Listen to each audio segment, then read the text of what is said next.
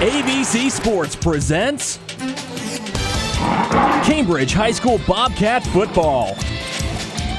Tonight's game is brought to you by Southeastern Med, Bennett Title Agency, Advantage Bank, Cambridge Physical Therapy, White Sides of Cambridge, and the Area Agency on Aging Region 9.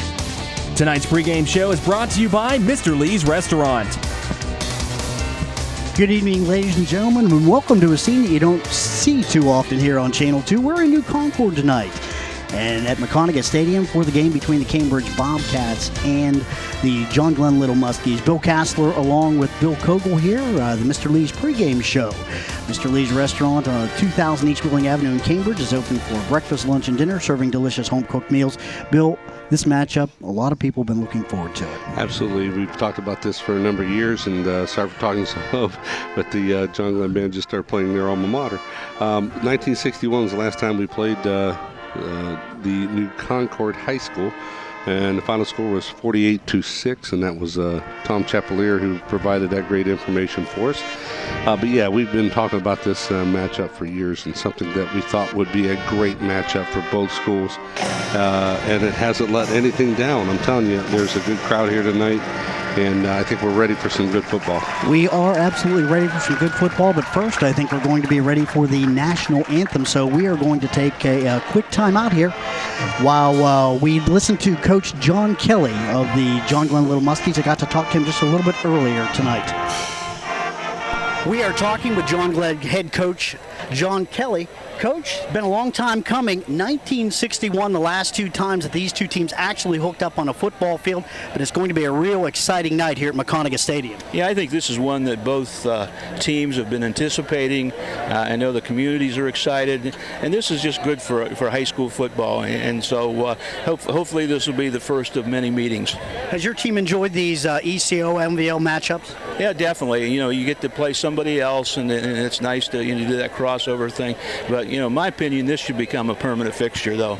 Absolutely. How are you guys looking tonight? Any injuries coming into this game? We're pretty good. We're about like we were, last week. We don't have any new injuries. We're health-wise, we're pretty good shape. And what do you feel your keys to victory are tonight? Well, I think they have an awful good football team. They're very skilled, and we got to contain those guys. Their quarterback's a dual threat, so we definitely have to step up and contain him. All right, Coach Kelly, thanks for your time, and good luck against Cambridge tonight. Thank you. We'll be back with more from New Concord right after this.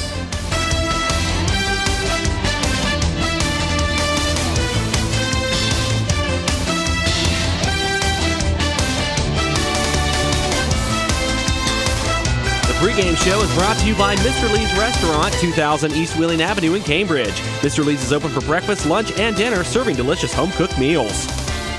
Hi, I'm Ray Chory, President and CEO of Southeastern Ohio Regional Medical Center, the leading healthcare provider in Guernsey County and surrounding areas. Come with me as I invite you to discover Southeastern Med. Today, Southeastern Ohio Regional Medical Center encompasses a state-of-the-art facility serving as Guernsey County's only state-of-the-art general acute care center. Thank you for the opportunity to share with you the medical center. And welcome to Southeastern Med. Buying, selling, or refinancing a home? Bennett Title Agency can help. Bennett Title Agency in Cambridge is a full-service title insurance agency providing closing, escrow, title examination, title insurance, and reporting services. Attorney Dave Bennett and his staff have more than 60 years of experience in real estate title services. Bennett Title Agency can help you cut through all the red tape of real estate title transactions, both commercial and residential. Competent, reliable, and professional. That's Bennett Title Agency, 126 North 9th Street in Cambridge. Call 432-2561.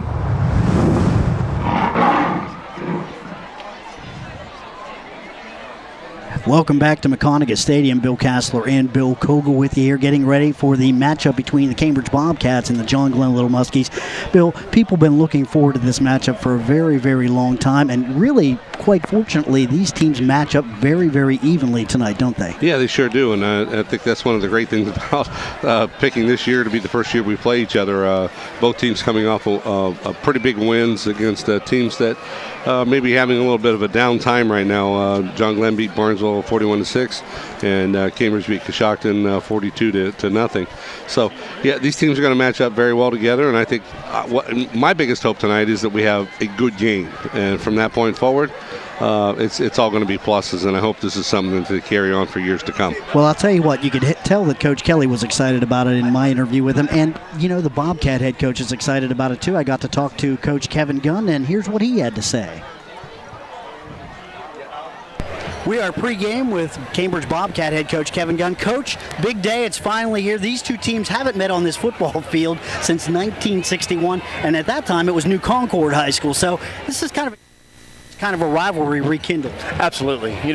Great night for football, and kids are excited, the community is excited, and that's what I addressed at our assembly today. And with all the excitement we have around not only the school but the community, it's nice to be a part of it. Has it been enjoyable for you to be part of this ECOL MVOL matchup series? Oh, absolutely. We've got a lot of local teams. The kids know each other.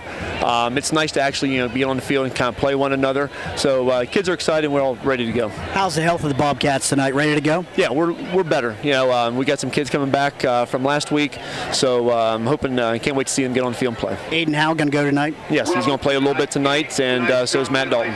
What do you think your keys to victory are this evening? Well, just like the last time, we need to control the line scrimmage. They've got a pretty good line, and containing Atkins. Not just Atkins, but all their skill kids. They've got some great athletes, and we have to be very disciplined. All right, Coach Gunn, thanks for your time, and good luck against John Glenn tonight. Thank you very much. Well, I'll tell you what, he's excited, John Glenn's excited, and we're excited too. Bill, looking at the matchup between these two teams, they are very, very evenly matched. Two very exciting players that you've got to take note of. Number 29 for John Glenn, Blake Atkins. He is absolutely ablaze. He had a huge week against Barnesville last week, over 200 yards rushing and receiving, so he's someone to watch. And for the Bobcats, number 3, Ivan Gadsden. So they're very similar players. Absolutely, and they carry the bulk of the load for both teams. But I'll tell you this, I think where we have Cambridge has a slight advantage probably is in the quarterback position, only because Caleb Tingle has a little bit more experience than John Glenn's quarterback, Zyler Flowers.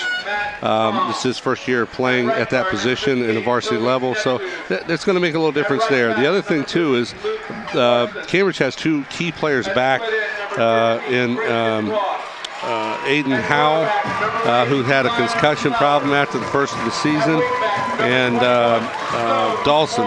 Matt Dalton, big contributor to the line for the Bobcats. So Bobcats are going to be a little bit better than they were last week just by those two additions. Absolutely, and that's not taking away from the play of the guys that took their positions. They did a great job last week. Scouting report on both those lines, too, says that John Glenn is bigger physically. They may be a little bit more physical, a little stronger. The Cambridge lines, however, are a little quicker, so there's a difference in the matchup there, and that's going to play in someone's favor tonight. Another thing to keep in mind, we are on John Glenn's home field, and that's an advantage. Yeah, absolutely, and we're playing on some turf, which plays really a little bit more to Cambridge's speed, I think. The Bobcats, they don't have the size that John Glenn does on the line, but they do have probably more speed.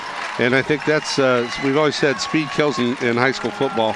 And being on a fast track like this artificial turf, this rubber turf that they have now over here at McConaughey Stadium, I'll tell you, it's going. I'm just hoping for a really good football game, and I think we're going to get one. I do think we're going to get it. I couldn't agree with you anymore. I'm looking for the Bobcats with Caleb Tingle to open it up just a little bit more. They'll be throwing the ball around a little bit. John Glenn, they're going to try to run between the tackles. They're going to use that wing tee to try to get some misdirection going. So a little bit different philosophy from both coaches, but very effective. Both coaches have had a lot of success with their particular systems. So it's going to be an interesting matchup tonight between the Little Muskies and the Bobcats. That's true. The wing tee is very tough to defend, Bill. You never know where that ball's going to go. You don't know where it's going to happen. And that's something that we talked about this a little bit last week in the Coshocton game. You have to be disciplined. You have to hold your position and pay attention to your assignment when you're on the defensive side of the ball. Absolutely. And as far as the offense goes, as John Glenn's offense goes, you have to hold your blocks because they've got some long cuts behind the line. Right. So they have to hold their blocks. Any kind of penetration by the Bobcats is going to be big trouble for the Little Muskies. Yeah, it's going to be interesting to see how this game starts out. I think the team that starts faster and does better at the first part of this ball game is going to have the advantage at the end. Now, having said that, again, the Cambridge Bobcats are in great physical condition. I haven't yet to see the John Glenn Muskies play. I got a feeling that with Coach Kelly at the helm, they're probably pretty well doing a great job as far as their physical condition is too. So I'm thinking, I really believe that whoever starts fastest in this game is the team that's going to have the edge. Well, I'll tell you what, Coach Kelly has had a lot of success at a lot of different schools over the year. I know he started at Shenandoah, did very well when he started down there. He went to Coshocton at one point in time. Coshocton's football program was probably one of the worst football programs in the state. Coach Kelly completely turned it around, installed the wing tee. Of course, we know now they've had a lot of success over the last few years. Not real good this year or last year, but they made the playoffs a couple years ago based on what Coach Kelly had done. So he's an experienced coach. He's had success everywhere he has gone, and he's been here at John Glenn a long time, and they know what they're doing with this wing tee. Well, and we know what a good coach brings to a program, and we've seen it at Cambridge. Kevin Gunn's done a great job taking over for a coach that I think really picked up our program. And if you think about it, Bill, really the keys to the ball game here are Cambridge's speed. I think that's going to be an advantage for them over the Muskies, and something that they're going to have to maintain. They're going to have to, as Coach Gunn said in the pregame interview, they're going to have to control the line of scrimmage, and they're going to have to be able to do that with their speed. I think we have probably a little bit more speed at the skilled positions. And finally, we said this last week, and I think this is going to be a key for the Bobcats as they go through the season. Week in and week out, they can't make mistakes. They cannot have the penalties that kill drives and all that. We saw in the first half last week, they executed so well against Coshocton and continued to move the ball. They never got stopped on any of their 4 possessions in the first half because they didn't make mistakes. And on the other side of the ball, Coshocton continually made mistakes when they did have drives going, and it just killed them and would stop the ball and bring it back to what was a 3rd and 2. The next thing you know, it's a 3rd and 17. So that's the one thing the Bobcats are just going to have to avoid in games like this against good football teams. Something you John Glenn fans are going to have to watch for tonight. The Bobcats have probably a decided advantage at the kicking game. Eric Fox has got a leg on him. And I'll tell you something right now. He can kick a field goal from 35 yards out pretty easily. Well, 35 is like an extra point for him. 40, when you get out to 40-45, then it becomes a field goal for Eric. And we've talked about this all last year and again this year about what a weapon he is as far as the kickoffs are concerned, because we don't get returns against this because nobody can. So you're absolutely right. Special teams, and on the other side of our special teams, you kicked Ivan Gadsden, and you just never know what you're going to get. Well, and the other thing is, if you kick to Blake Atkins, you never know what you're going to get either. Like I say, those two right there they're almost mirror images of each other. Lightning fast, really hard for the other team to control. So look for number 29 for John Glenn in maroon, and look for number 3 in the blue and white for Cambridge tonight. They'll be 2 very exciting players, and I'm sure that they're going to be centered right around the action this evening. Getting ready for the opening kickoff, and as we talked about, number 12 kicking for the Bobcats. That's Eric Fox. He's got a big leg and back deep to receive. We talked about this too. There's Blake Atkins, number 29. But last week, Coshocton, I think, got 1 kickoff return, and they had numerous opportunities, I might add, 42-0 Cambridge. So they got to return a lot of kickoffs, and they didn't really get a chance to really set their return up. They actually had 1 chance last week of all those kickoffs that they were able to actually get their hands on and return it. And that almost turned into a disaster for them. So, but yeah, especially on this fast turf, there's another advantage even for the kicking game. And it could go either way. You just don't know until we see how these teams measure up against each other.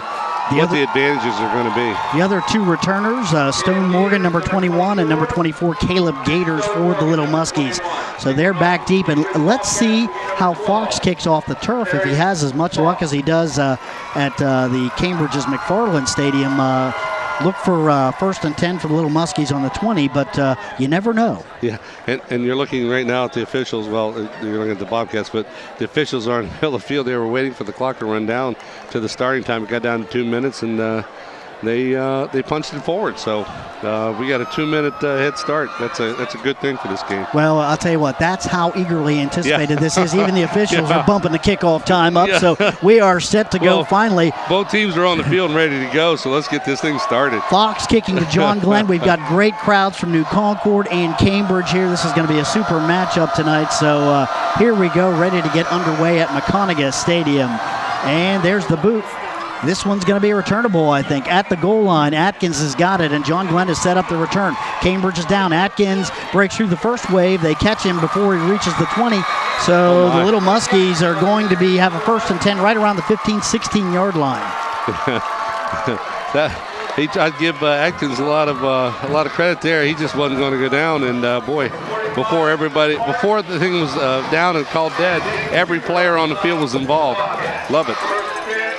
Well, one of the defenders you want to keep an eye on for the Bobcats, number 45, Clifford Clark, and if he's in there, 44, Aiden Howe are the two big linebackers.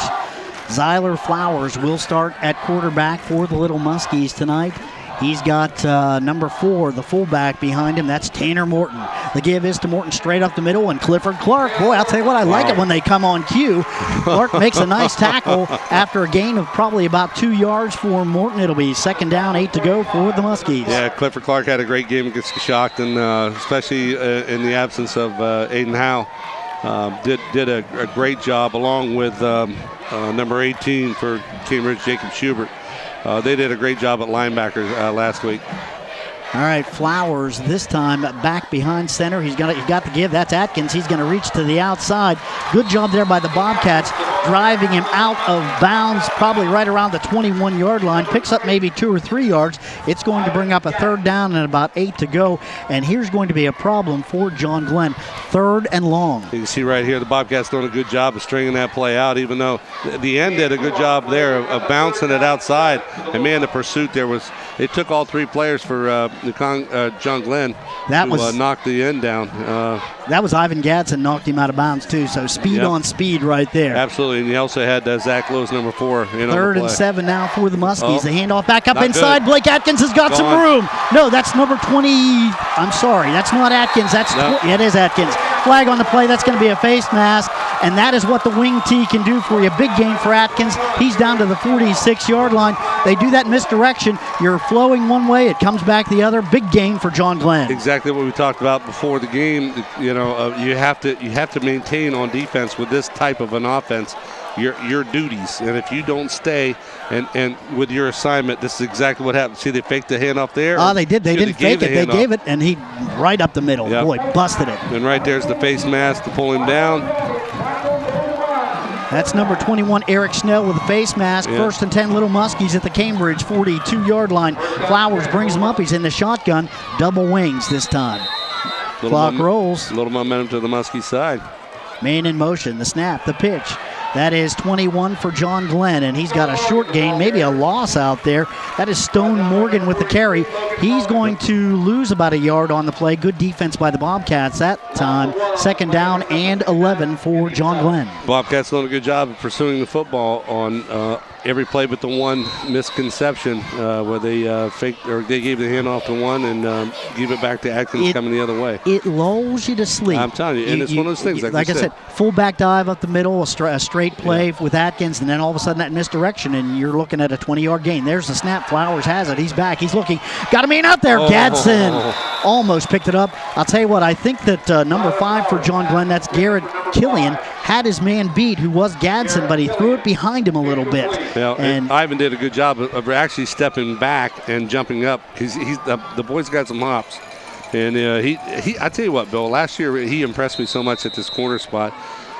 He'll bait his you, ability, too. well, for his ability just to make coverage. And that time, I think he took a step back and jumped up, thought he had the ball. 3rd and 11 now. 10:34 left in the first. Man in motion. Flowers. The give back inside. Misdirection again. That's Atkins again. Has a big hole. Makes one man miss. He's brought down. That's number 21, Eric Snell, making the tackle before he gets first down yardage. He's all the way down to the 35-yard line. I think if I'm Coach Kelly, I'm going for this. Well, absolutely. You're down, like say, 35-yard line. You got 3 yards to go. I doubt seriously if they're going to punt at this point. I see Flowers looking across the sideline, and another misdirection play by John Glenn. Successful. Yep. And again, we get down to this same thing where the Bobcats just have to realize that they have to pay attention to their assignments in this particularly hard offense turn. Flowers rolling. He's got trouble. A lot of pursuit. That ball is out there. Picked up. No. Dropped. It was in the hands of number 21, Stone Morgan, but he couldn't hold on to it. Yeah, that time I believe Riley Hayhurst maybe got a hand on that ball, knocked it down. Hopefully we can see it here on the replay. Good pressure, and right there, Hayhurst comes in and knocks it out of his hand. Threw it on the wrong side. If he'd have thrown it on the other side, might have been a completion for the Little Muskies. But the ball goes over on downs now, and we get to see number 9, Caleb Tingle, and he's a very special quarterback, isn't he? Well, and absolutely, and give a little credit there to the John Glenn quarterback Flowers, and it's hard to throw on a run, especially when you're running against your hand. Yeah, and he did get some pressure that time too. A good job and almost a completion. So 1st and 10 now for the Bobcats. Let's see what the Bobcats can do with the football here. Back in the spread offense. Tingle's got it. He's straight run right up the middle. The 40, the 43. There's a flag, and it comes from the backfield. And you're right, Bill. That looks like a hold. Gain of about 8 on the play, but I think it's coming back. Not sure exactly. I think maybe Eric Snell had a block on Stone Morgan that they perceived as a hold. And the bad part about that is didn't need it. Caleb did a nice job of turning up. Caleb playing on a little bit of a banged up shoulder. So that's a little bit of a concern for Bobcat fans. Yeah, it'd be first down now, and looks like from that spot of the foul, it's a 10-yard penalty, so first down 16. All right. So the Cats have 16 yards to go, but they've got 3 downs to do it in. And that shoulder is a concern. It's his non-throwing shoulder, but he had a little problem with that last year as well, and let's hope he can make it through the season without any problems. All right. Shotgun again. Tingle's back, rolling again. He's got a man out there. He overthrows his intended target, number 4, Zach Lewis. So that'll bring up a 2nd down and 16. If any knock on Caleb at all, I think he's so full of enthusiasm. He looked sharp in warm-ups. Yeah, he has a tendency to overthrow the ball a little bit on his first few passes, and then it's just one of those things that he's only a junior, and it's his 2nd year starting varsity football. But boy, he sure honed in last week when he had, let's see, he was 8 of 11 for 161 yards and a touchdown last week. And the Bobcats did a lot of running in that game. So he does bring a lot to the table for Cambridge. No kidding. Shotgun formation to get a Michael Wildrout back with Tingle this time. There's the snap. Tingle's back. He's looking. Got a man wide open. Riley Hayhurst a little high for him that time. Hayhurst, the ball goes off of his fingertips, and that'll bring up a 3rd down and 16 for the Cats. So early on here, the John Glenn defense standing up pretty well, Bill. And right here, Caleb drops back, looks real comfortable in the pocket. Just again, first 2 passes, he's a little bit high with both throws. 9:12 left in the first quarter now, and Bobcats bring in some mass substitutions on 3rd down. Yeah, I'm not sure exactly what was going on there. Might have thought it was 4th. Well, statistician Dave Bennett said that it sent the punt team on. We're trying to figure out why. Tingle's coming back on, and as are some of the other Bobcats. Play clock is running down. Tingle's going to come right up under center this time. They're going to call timeout. Coach Kevin Gunn calls timeout. Yeah, coach has to be upset burning a timeout on something like that. Somebody thought it was 4th down. They sent in the punt team. Big mistake there. You have to send the offense back onto the field. Cost you a timeout. Yeah, somebody forgot about the penalty, evidently. Hey, something to keep in mind, Ohio State football every game all season long on WILA FM 97.7. This week, San Diego State. Yeah, I'm looking forward to it. I guess you get to go up and watch this one. Oh, you're going to get to go see it? I am indeed. All right, there you go.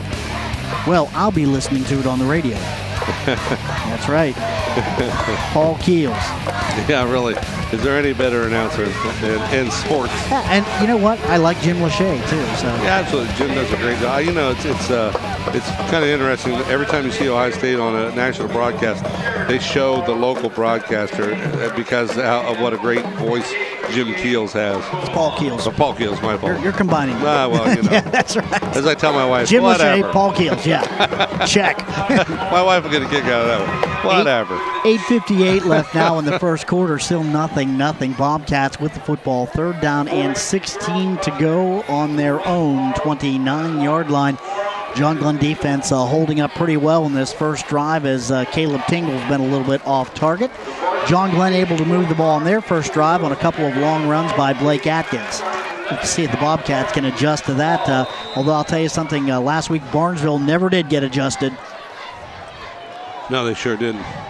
Tingle with the snap now. Looking. He's back. He's got a lot of time. Now he's rushed. He's going to break out of contain there. Ooh, and he's caught from behind. Loss of probably around 7 on the play. So good job again by the John Glenn defense, particularly in coverage. Yep, Matt Tom did a good job of keeping after Tingle as he was trying to elude everybody. But yeah, the defensive backfield for John Glenn really put it on, and you can see right here Caleb's just trying to find something to do with the ball, and there's nobody open, and yeah, right there. Great job by All right, Fox to punt. Good leg. Oh. He's got a nice deep one. Atkins is back around the 35-yard line. Bobcats are in pursuit, and that's Clifford Clark, and he's not getting away from him. And he's brought down right around the 39-yard line, and we'll call it 1st and 10 at the 39 for the Little Muskies. Yeah, great job by Clifford of not letting Atkins get away from him. You know, Clifford for his size, pretty big fella at 6'3", 205, but he's got a little speed himself, so we're able to keep up with Blake that time as he tried to get out to the outside and take him down. Little Muskies up quickly. Flowers back at quarterback in the shotgun to give straight ahead. That is one of the fullbacks back there, number 29, Blake Atkins. One of the halfbacks, actually. That's one of the great things about the wing T. He can move those halfbacks all over the place. He picks up about 5 on the play. It'll be 2nd down and 5 for John Glenn. Muskies come up. Back in the shotgun again. Flowers to give straight ahead. That's the fullback. He's got an opening there. No, that's Atkins again. He's going to bring it all the way down into Bobcat territory to the 46-yard line. So it's been a steady diet of number 29 so far tonight, Bill. Yeah, good play, good blocking up front by the John Glenn Muskies. They spring Atkins right there. And Bobcat's doing a good job of getting him, but you don't want to get him when he's in the secondary. You want to get him behind the line. Again, the give straight ahead to Atkins has got it. He makes one man miss, and he's caught from behind after a gain of about 5 yards. And Atkins is picking up yards in chunks right now. Yeah, that time the defensive end from Cambridge got sealed and let Atkins bounce to the outside, get a good 5 yards on a first down carry. Haven't seen much of Aiden Howell tonight, and I'm kind of wondering how healthy he really is. Coach said he was going to go, but he hasn't been in the lineup so far tonight. He is really a good linebacker, could help in these situations. Yeah, let's see how the game progresses. Shotgun formation, low snap, the pitch, and that's Atkins again, and this time he is corralled by one of the Cambridge cornerbacks coming up quickly. That's number 4, Zach Lewis for the Bobcats, and a loss that time for John Glenn. Yeah, Zach read that one out pretty well, and it's a loss of 2 yards. Did a great job of pursuing, coming up in there. You can see it here on the replay. He just smells that one out, gets right up past the blocking, and away he goes. 3rd down and 7 now for John Glenn. Flowers comes up in the shotgun formation again. One single back behind him. Man in motion, the fake to him. Flowers is back. He's looking, going right down the middle of the field. Overthrows his target and looking for Atkins. Can't get it. And that's going to bring up a 4th down. And I think this time we may see the punt team. Yeah, it looks like they're coming in. I give Flowers a lot of credit on that throw. He had nobody open and just tossed it downfield with the hope. So 6:21 now left in the first, and John Glenn with their first punt of the night. Gadsden will be back deep to receive, punting the ball away for the Muskies. Number 60, a good punt. Gadsden's got it. He gathers it in around the 10, got it up to the 15, makes another man miss, but he's brought down there by the third man coming in. 1st and 10 for the Bobcats on the 15-yard line. Looks like number 4, Tanner Morton, and 12, Cody Braun may have got in on that tackle, but Ivan doing a good job of getting a little something out of that return. He caught the ball well and made a nice little step to get a few yards at least. Yeah, and you don't want to let those kind of balls fall. Anything right around the 10, you want to make sure you catch that and try to return it. All right, Bobcats coming out for their second offensive series of the night. Not much luck on their first series. A penalty and a bunch of missed passes. Tingle with a snap. There's the give, straight ahead, and fumble on the play. I think the running back, it's Michael Wildrout, got it back. But boy, you don't want to see the ball on the ground that deep in your own end. I'm not too sure who got on the hit there, but may have been number 60, Matt Tom. He was right in the backfield. I'll tell you something right now. He kind of blew the play up, really. Yeah, he was right there, got a hit just as soon as the ball was passed off, and who knows? Good play by Wildrat. Yeah, and I noticed Matt Tom is the punter, too. And he got off a pretty good punt. Yes, number 60. I formation for the Cats this time. Tingle's back. He's looking. Got a man out there. That's Hayhurst. First completion of the night. Gain of right around 6. It'll bring up a 3rd down for the Bobcats. Yeah, that's going to bring a gain of 8. Yep.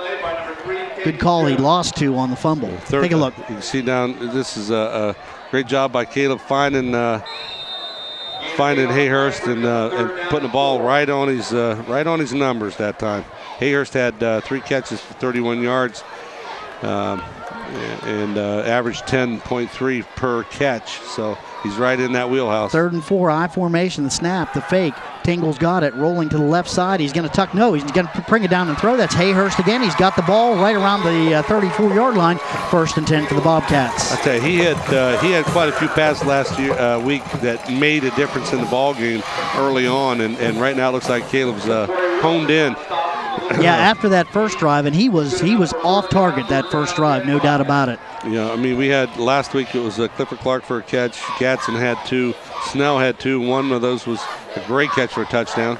Straight up the middle, that's Gadsden, and he's got a committee waiting to greet him. Yeah, I'm sure they're looking for Ivan to run the football tonight, and I don't blame them. 4:35 left now in the first quarter. Nothing. Bobcats and the Little Muskies. Pretty well balanced game so far. Bobcats getting their first couple of first downs here on this drive. Little Muskies moving the ball very well on the ground early on. I formation again for Cambridge. Gadsden, the tailback. Tingle with the fake to Gadsden. He's rushed. He steps up inside. Nice job there. Got a man out there. That's Lewis. Overthrows him, and Lewis takes a hit from Blake Atkins. That'll bring up a 3rd down and right around 11 for Cambridge. Yep. You can see it here on the replay. A little pressure by the Muskies that time on Caleb Tingle. He puts it again. As he was getting hit, he throws the ball a little high over top of Lewis's hands, and good job by Zach or Blake Atkins rather on the coverage. That was Morton coming in, Tanner Morton coming in on the blitz for John Glenn. He hurried Tingle a little bit that time too. He was right in his numbers when he threw the football. All right. 3rd and 11, shotgun formation this time for the Cats. Tingle's back. Tom comes right in on Tingle. He eludes Tom. Looking. He's got some trouble, and he's brought down. Nice job there. Number 58 for John Glenn. Toby Neptune with the tackle, and the Bobcats are going to have to punt it away, Bill. Yep, absolutely. Give the Muskies, again, a great credit for keeping after the play and not giving Tingle any time to even look down the field. You see here is... right there, the first pressure comes from number 60, which is Tom. And then here comes Neptune. I knew that young man since he was quite a little tyke. He grew up. 6'2", 110 pounds. Oh, high snap. Fox has got it. He's got trouble, though. Eric Fox is going to try to run this for a first down. He's going to be brought down right around the 28-yard line. Nothing doing. Great field position for John Glenn. First break of the game to the Muskies. Yep. We said that, if the Bobcats early on, we said whoever's going to start fast, this gives John Glenn Muskies that chance. First mistake goes to the Bobcats. 3:20 left in the first. John Glenn with great field position at the Cambridge 29-yard line. Bobcat defense needs to make a stand. And John Glenn right now is hoping to get the ball into the hands of number 29, Blake Atkins, who's had a really big night so far for John Glenn. The snap, it's low. Flowers with the pitch. Oh, they got some blockers out here. Yeah, he does, but there's a lot of company out there. And a good job there by Gadsden to break through and make the tackle. Flag on the play. Looks like Atkins gets down to right around the 25, gain of 4. Let's see what the laundry is all about. Procedure against John Glenn. That's going to go 5 yards back from the line of scrimmage. So that's a break for Cambridge, as any positive yardage here is a good thing for John Glenn. And they're in 4-down territory already.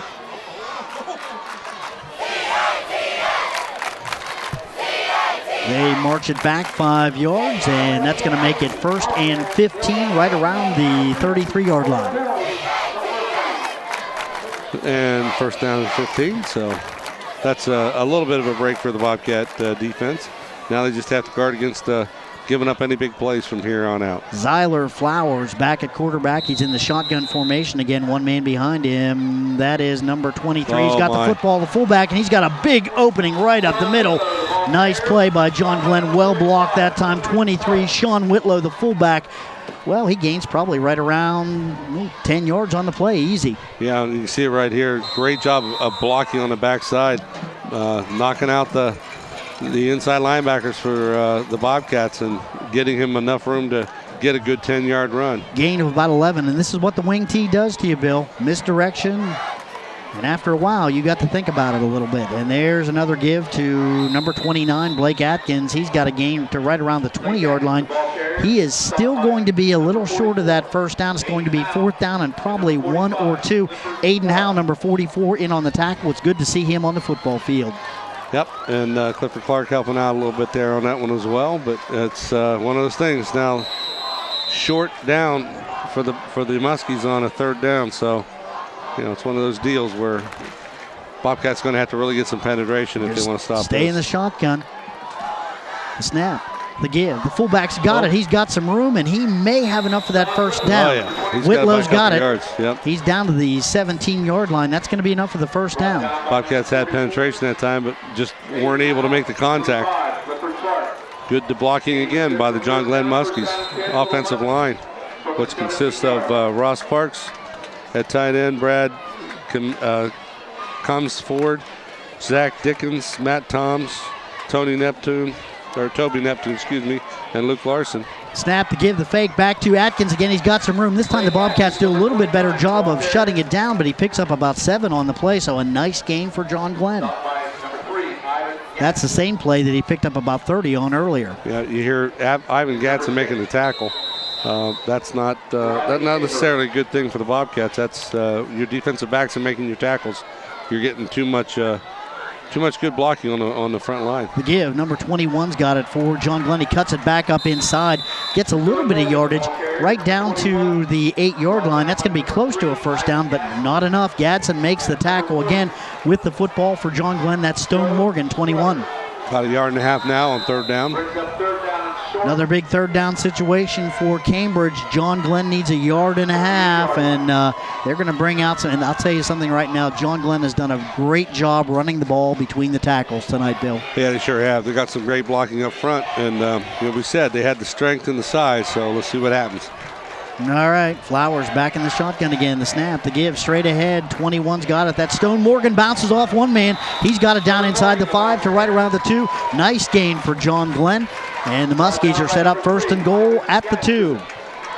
That time Bobcats had a couple good chances of stopping him behind the line. Right there's one of them, and he just too much strength, breaks the tackles, gets a couple-yard pickup. Now it's 1st down and goal at the 2-yard line. Timeout on the field, and I don't think John Glenn called that. That's got to be a Cambridge timeout. It is. They're 2nd of the 1st quarter right now with just 29 seconds left. And I'll tell you something right now, Bill. After the miscue by Fox, well, actually, it wasn't his fault. No. Bad snap. Tried to get a 1st down. I thought when he was running around the end, he had a chance to punt it away, but he didn't. Problem was, I think he's a right-footed kicker. He's running to his left. makes it a little harder to get the thing off. If he had been able to take off to the right side, he may have been able to do one of those running kicks that we see so much. Hey, keep in mind, if you enjoy watching Cambridge Bobcat football on TV too, you can have every game on DVD. Order online at yourradioplace.com or just call 432-5605. Cambridge High School football on DVD. Well, so far, Bill, I'd have to say decidedly a John Glenn advantage tonight. They've dominated the game in between the tackles. Bobcats have moved the ball a little bit, but a couple of mistakes have cost Cambridge, and right now the Little Muskies knocking on the door. Yeah, and that one big mistake was on the high snap on the punt. Anytime you can't do well on the special teams and you cost your team field position, you give a strong advantage to another team, especially when you're as evenly matched as these two teams are. All right, here come the Little Muskies. First and goal at the 2-yard line. Zyler Flowers with the snap to give straight ahead. Stone Morgan's got it. He is stopped before he can get across the goal line. Maybe picked up a yard, maybe a half yard or so. Good job by the Bobcats to plug up the middle that time. Yeah, I think looking at... I like the PA announcer. Stopped by several Bobcats. I saw Ivan Gadsden, the smallest guy on the field, getting up out of the middle of that pile. But I'll tell you what, everybody else on the defensive line for Bobcats did a good job. Second goal straight ahead. Stone Morgan touchdown, John Glenn. Little Muskies lead 6-0. Well blocked that time. A clear hole on the left side of the line, and Stone Morgan breaks through. And John Glenn has an early advantage. Yeah, I think that that time that the Bobcats are really keying on Blake Atkins, and Stone Morgan did a great job of taking the ball and running right off the left side for a great walk-in touchdown, really. And that is going to be the last play of the first quarter. So with this extra point, it'll be the end of the first quarter, and John Glenn taking a 6-0 lead on the last play then of the first. The ball is up and put through there by number 25 for John Glenn. That's Ross Matthews, the kicker. The score after one, it is John Glenn 7 and Cambridge 0. We're going to take a quick break. We'll be back with more from McConaughey Stadium right after this.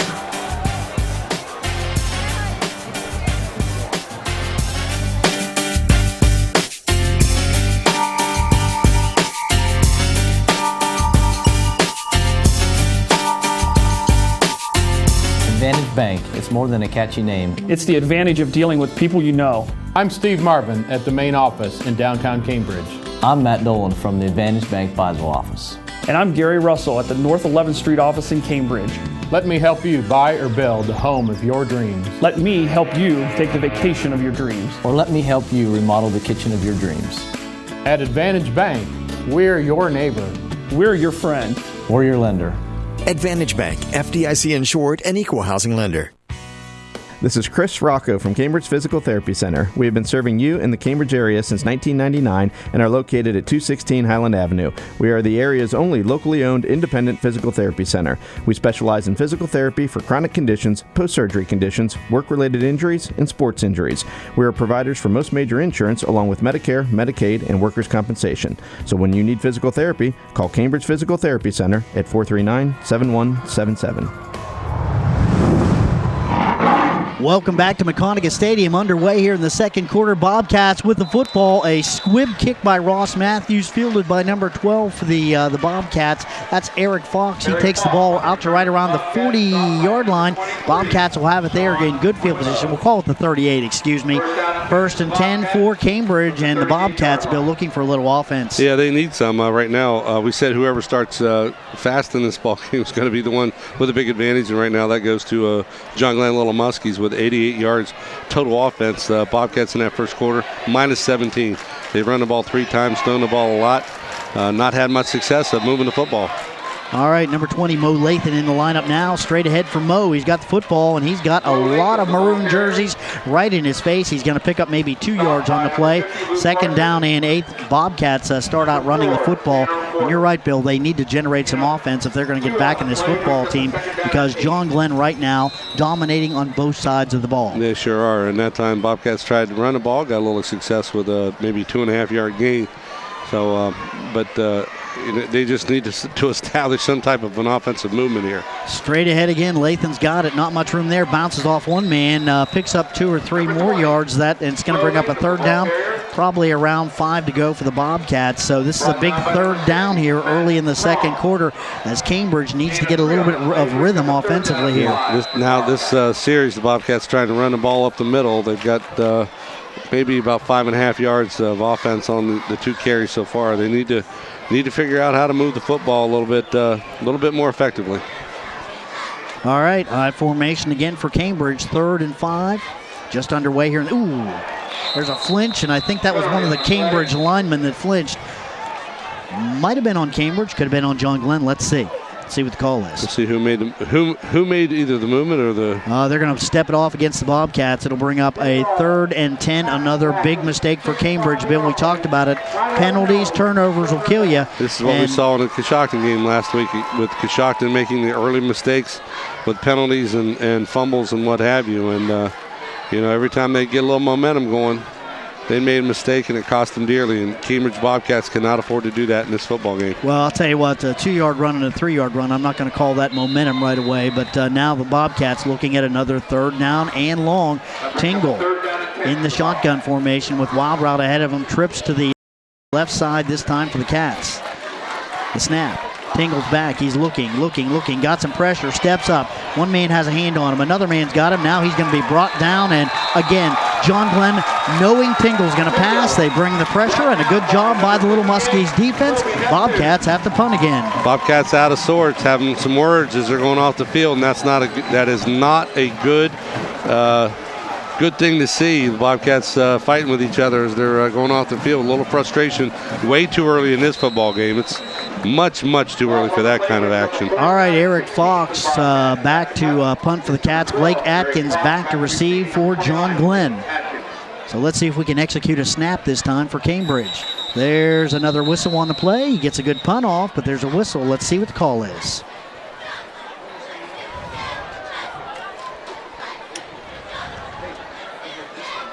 I'm not sure, a little motion or talking things over. Let's see what the call is.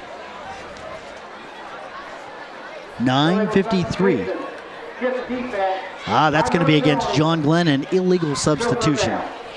So it'll still be 4th down, but Fox will have an opportunity to punt it this time from right around the original line of scrimmage, which is the 38-yard line. Yeah, that's unfortunately not one of those rules the Bobcats needed. They needed a rule that would give them an automatic first. Fox back deep to punt.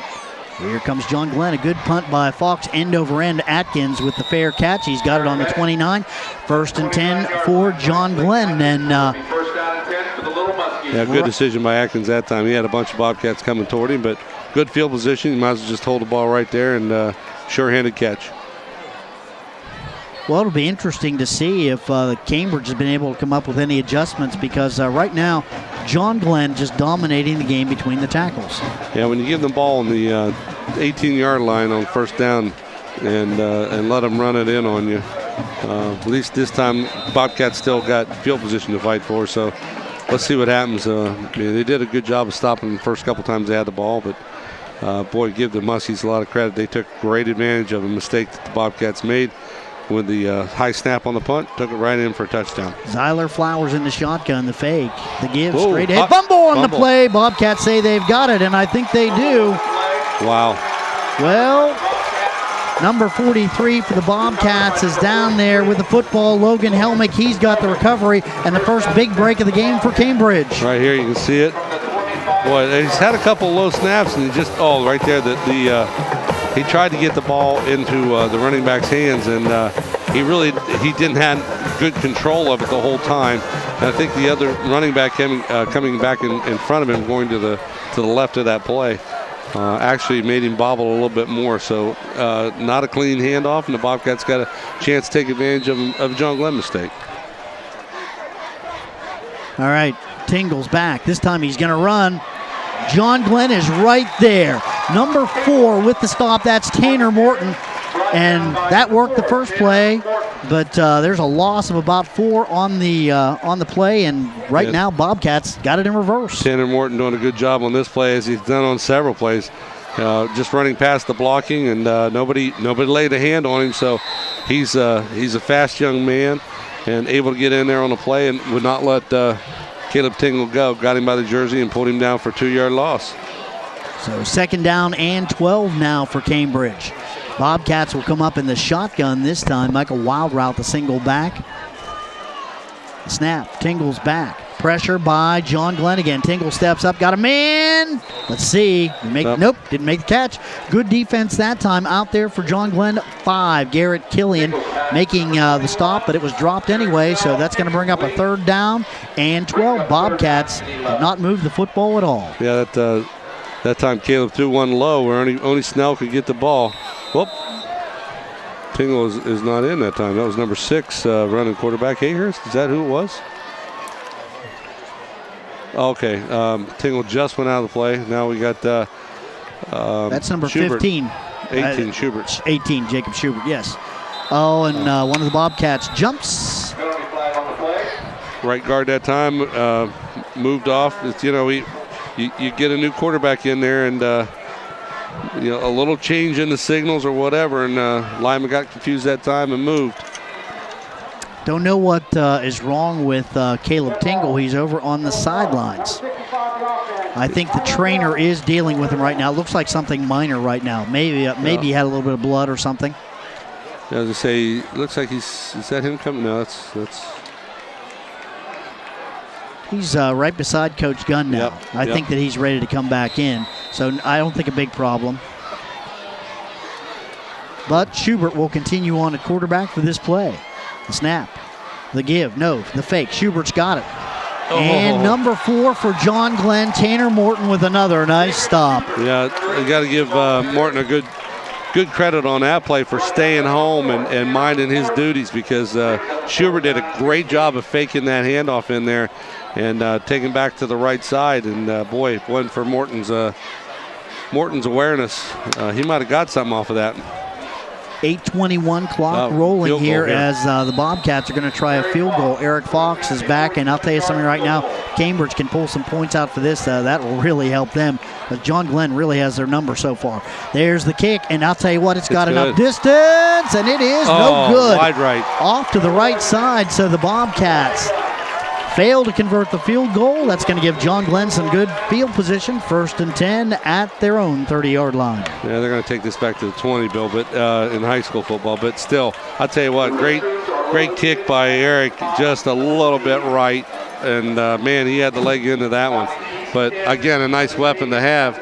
It's just got to be effective for the Bobcats. That would have been a nice 3 points for him. So first break of the game for Cambridge, and they cannot capitalize. John Glenn maintains that 7-0 lead with 8 minutes left in the second quarter now. Zyler Flowers with the football. The snap, the give, straight ahead. That's Morton, and he is yanked around. I'm not sure if somebody didn't get a face mask there, but no flag on the play, so take a look at this. Watch him spin around here.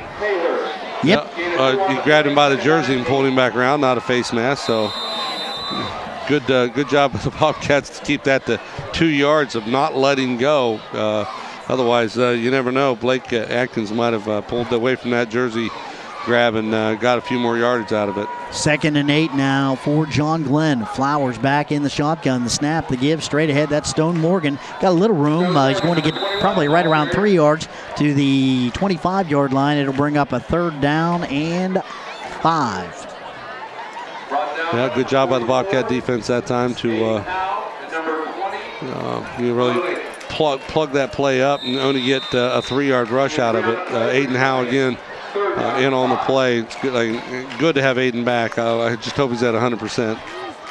Now the Bobcats need to stop here, Bill. 3rd and 5 for John Glenn. John Glenn hoping to continue this drive now. Flowers is back. He's looking. Cocks the arms. Picked off. That's number 6 for Riley Hayhurst with a nice pick for Cambridge, and another turnover for John Glenn. I just happened to be watching that, Bill. He had that read all the way. They were going to Blake Atkins there. You can see it on the replay. They bring all the backs out of the backfield as they roll to the to the left, and man, he had that play sniffed out all the way. He was waiting for that ball to come out of the quarterback's hands. So Flowers throws his first pick of the night, and the Bobcats have another break, another turnover. All right, Tingle's back in the lineup for Cambridge. The snap to give, Lathan's got it. Breaks one tackle, but runs into a bunch of maroon jerseys, and they bring him right down. He's got a gain of probably right around 2 yards, and that'll bring up a second down and 8, Bill. Yep, Bobcats getting in that power I formation and trying to power the ball now against these John Glenn Muskies defenders, and Muskies stepping up. Well, I'll tell you what, the passing game isn't working because I think John Glenn basically has stopped the run, and they're just teeing off on Caleb Tingle every time. It's easier to pass when you can run the football, that's for right. sure. Oh, there's the snap to give straight ahead. That's Ivan Gadsden, and he's been held in check as well. Picks up probably around 3 yards that time, down to the 25-yard line. It'll bring up a 3rd and 5 with 6:03 left in the third. Yeah, I think Ivan probably does a little bit better running out of a spread offense where, you can break him out in the open a little bit better. This I formation might be a little bit more suited to Mo Lathan. But, it is what it is right now, and the Bobcats really need to find some offense. Power eye, again, the give to Gadsden. He's got some room, the 20-yard line, down maybe to the 19. I think he's got enough for that first down for Cambridge. So that's a big first down for the Bobcats if they make it. Great blocking that time. Matt Dalton kind of leading the way through the hole right there. You see a couple good blocks, kicking it out. Good. That's number 50 leading the way also, Tanner Eldridge. So 4th down and about a yard to go, and the Bobcats are going for it. So John Glenn dominating the play early, but a couple of turnovers have turned a little bit of that momentum towards the Bobcats now. Yeah, Bobcats definitely need this first down. Tingle now, up under center. The give, straight ahead, Gadsden's got it. He's got some room on the outside, and he's going to take it down to right around the 11-yard line. Cambridge starting to find a little bit of room on the right side of that line. Yeah, I think Bobcats finally picking up a little momentum here on the offensive side of the ball. I'm not going to say they're wearing down John Glenn by any stretch of the imagination, but they are having some success. All right, John Glenn having trouble getting him in on the field. There's a penalty. It will be on John Glenn. Gadsden's going to pick up a couple of yards, but I believe the laundry is an illegal substitution. Actually, it might have been even offsides because he was not on the John Glenn side of the ball trying to run on the field. Cats getting the plays in pretty quickly, and that's one thing about the Cambridge offense. When they do get moving, they can do that to you. I'd like to thank the John Glenn Little Muskies for their hospitality. It's great to be able to come over here tonight and do this ball game while we're waiting for this penalty to be sorted out. A great facility here at McConaughey Stadium from the Muskingum University. But it's always a great atmosphere when at John Glenn sporting events. The crowds, they're a lot of fun to be around. Had that ability to do that when my nephew was going, and niece both were going through John Glenn High School to play sports here. So it's been fun to come over here tonight. Really hoping that they come down to Cambridge next year, and that we get to come back here again, and this series is a continuing an ongoing thing. Absolutely, 100% agree. First and goal for the Cats. No, I'm sorry. Second and goal. Gadsden with a spin off one man, a spin off another man, and he's got a gain down inside the 4. Great run by Ivan Gadsden. Picks up about 3 yards on the play, but he breaks 2 tackles. Yeah, and that was actually a second down play from the 7 or 8 yard line for the penalty. The Bobcats did take that penalty. They can get a first down if they get the ball down inside the 2. They've got it second down, probably around 3 to go. So, and the bad news is Ivan Gadsden's getting a little help coming off the field. You can see it here on the replay. Oh yeah, he got hit. Oh, he is hurting. Yeah, he got hit right about there. Oh yeah. Somebody was holding him low. Somebody hit him high. Straight ahead, Mo Lathan's got it. He's got some room. Pops through. He might have enough for the first down. I believe it's off close, Bill. It looks like the line judge is. Well, one line judge is clear out by the 2 yard line. The other one's back at the 4, so they're marking it at the 4. I think Stone Morgan with a nice stop that time. Third down now for the Bobcats. They can get a first down at the 2, as we've said earlier. Yeah, Stone Morgan's played well of a football game tonight. 3:33 left in the second quarter. Bobcats threatening this time, trying to get the game even. Caleb Dingle comes up under center. Power I formation. Straight ahead, Mo Lathan's got it. A big bunch of John Glenn Little Muskies in there. They smelled that play out. Number 23 leading the charge, Sean Whitlow, and the Bobcats are down to their 4th down. And I'll tell you something right now. If I'm Cambridge head coach Kevin Gunn, you got to start looking at those 3 points. Yeah, I mean, they actually had a loss of about a half a yard on that play. So now it's 4th and 3. They're marking it 2 on the scoreboard, but I tell you what, yeah, it's a long 2. 4th down. Something to keep in mind after tonight's game, we will be awarding the Player of the Game award for the Bobcats tonight. Crino's Pizza sponsoring our Player of the Game award tonight. Keep in mind, you can order a great tasting pizza from Crino's, 432-2200, or you can go pick one up at the Dewey Avenue Center. Bobcats going for it, Bill. The fake. Nowhere. And he is not going anywhere. And the Bobcats. Oh, and I'll tell you what, a little bit of good news there for the Cats. I think that was Ivan Gadsden making with the carry there. He got nothing, though. Yeah, that again, you got to give Muskies defense all the credit in the world of just jamming that play up. And last 2 plays, actually, you can see it here. He gets the ball in his hands and has nowhere to go. That's big number 50 for the Muskies that interrupted the play. I thought number 60, Matt Tom, maybe came in and got that. It could have been Luke Larson. Luke Larson, number 50. He's been in a couple key plays tonight. So Little Muskies with the turnover on downs. 3:02 left now in the second. The snap, the give, straight ahead, and the fullback's got it. That's 21, Stone Morgan. He's got a big gain out to the 31-yard line. So Stone Morgan gets John Glenn out of the shadow of their own goalpost, and John Glenn moving the football once again. Yeah, once again, the Bobcats not being disciplined, staying home in their responsibilities, and give it to Eric Snell to stop Stone Morgan. Boy, Stone Morgan's having a whale of a football game tonight for the Muskies. He's just doing about everything that they need when they need it. 1st and 10, John Glenn, 2:55 left now in the second. Little Muskies with the football. Flowers, the quarterback, the snap, the fake. He gives it right up the middle, and Atkins time carrying the ball. And that's the other thing about the wing T. When you're announcing a football game, it's hard to see where that ball's going. I don't envy your position tonight, partner. Some nice fakes there again by Zyler Flowers, first-year quarterback. Nice 5-yard run there that time by Atkins. 2nd down and 5 to go for John Glenn. Clock rolling, 2:28 left in the second. The snap. That's Blake Atkins with the football. He's going to run it around the left side, and he's spun around by Clifford Clark there.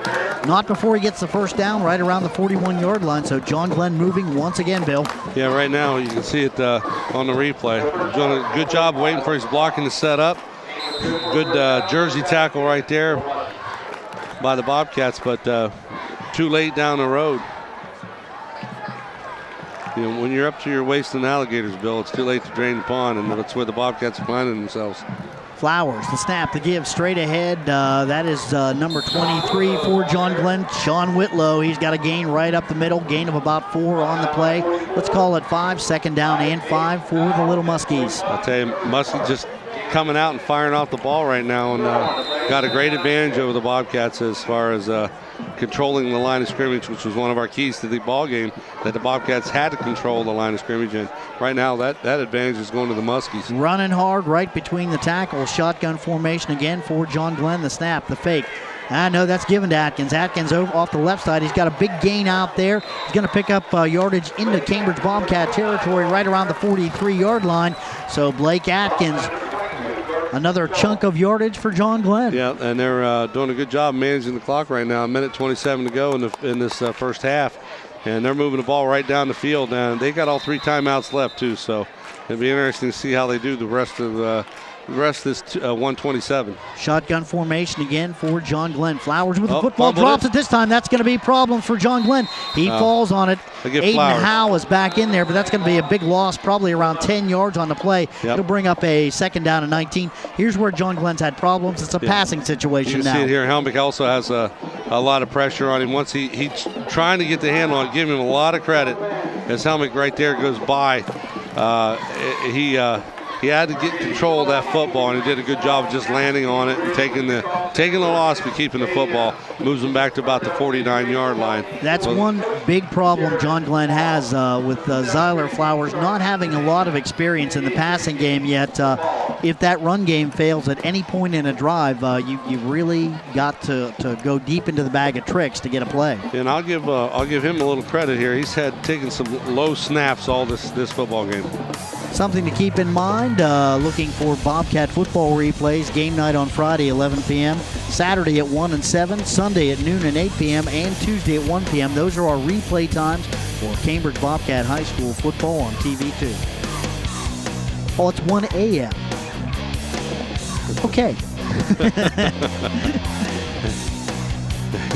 Gotcha. Yeah, for the late night crew. I don't know what audience we're looking for there. I'm trying to figure that one out. Okay. Hey, we got people back in Cambridge working on and hey, over here now. I am not arguing that. Yeah, they're working that third shift again. I used to be on that shift. Okay. All right, 1:20 left in the first half. 7-0 John Glenn. Second down, 20 to go for the Little Muskies. Flowers back in the shotgun formation. The give to Atkins. The reverse. Back up inside. That's Stone Morgan. He's got a little bit of yardage. Maybe a gain of 8 into Bobcat territory right to the 47-yard line. So it'll bring up a third down and long for John Glenn. Yeah, 3rd and 13. That time Muskies getting about 6 yards on the play. Ivan Gatson doing a good job of stepping around the block to get an ankle tackle there. Otherwise, Stone Morgan might have got some more distance out of that snap one. to give the fake. It's back to Flowers. They got it back out to Blake Atkins. He's wide open. The 40. He's down into Bobcat territory right around the flag on the play. That's going to be a late hit, and that will cost Cambridge as well. Yep, that time he was out of bounds, and Bobcat player hit him. You can see it on the replay. That's a gift right there. That's the old flea flicker right there. Yeah, that's a double handoff flea flicker. He's wide open. And Atkins steps out of bounds right there and gets nailed about 2 yards out of bounds. So that's going to be another 15 yards added onto it. And the Bobcats give the Muskies a great gift with 47 seconds to go. He was out of bounds before he had the first down. So this is pretty key. It's pivotal right now for both Cambridge and John Glenville. Little Muskies wanting to add to that lead before halftime with just 40 seconds left in the second. Bobcats really wanting to stave this off to stay in this football game. Well, they're going to have to find some stoppage here. Straight ahead, that's Whitlow, the fullback. Good tackle, fumble. No, they called the ball down. Clifford Clark's got it, but I think the ground did cause the fumble. Good call, partner. Yeah, they had him down. They had it whistled down before he lost the ball. Short gain that time for Whitlow, the fullback. John Glenn's calling timeout with 36 seconds to go now. That's their first of that's their second? Mm-hmm. Okay. I stand corrected that's once all again. Right. They called one here before they had the long play there on the penalty.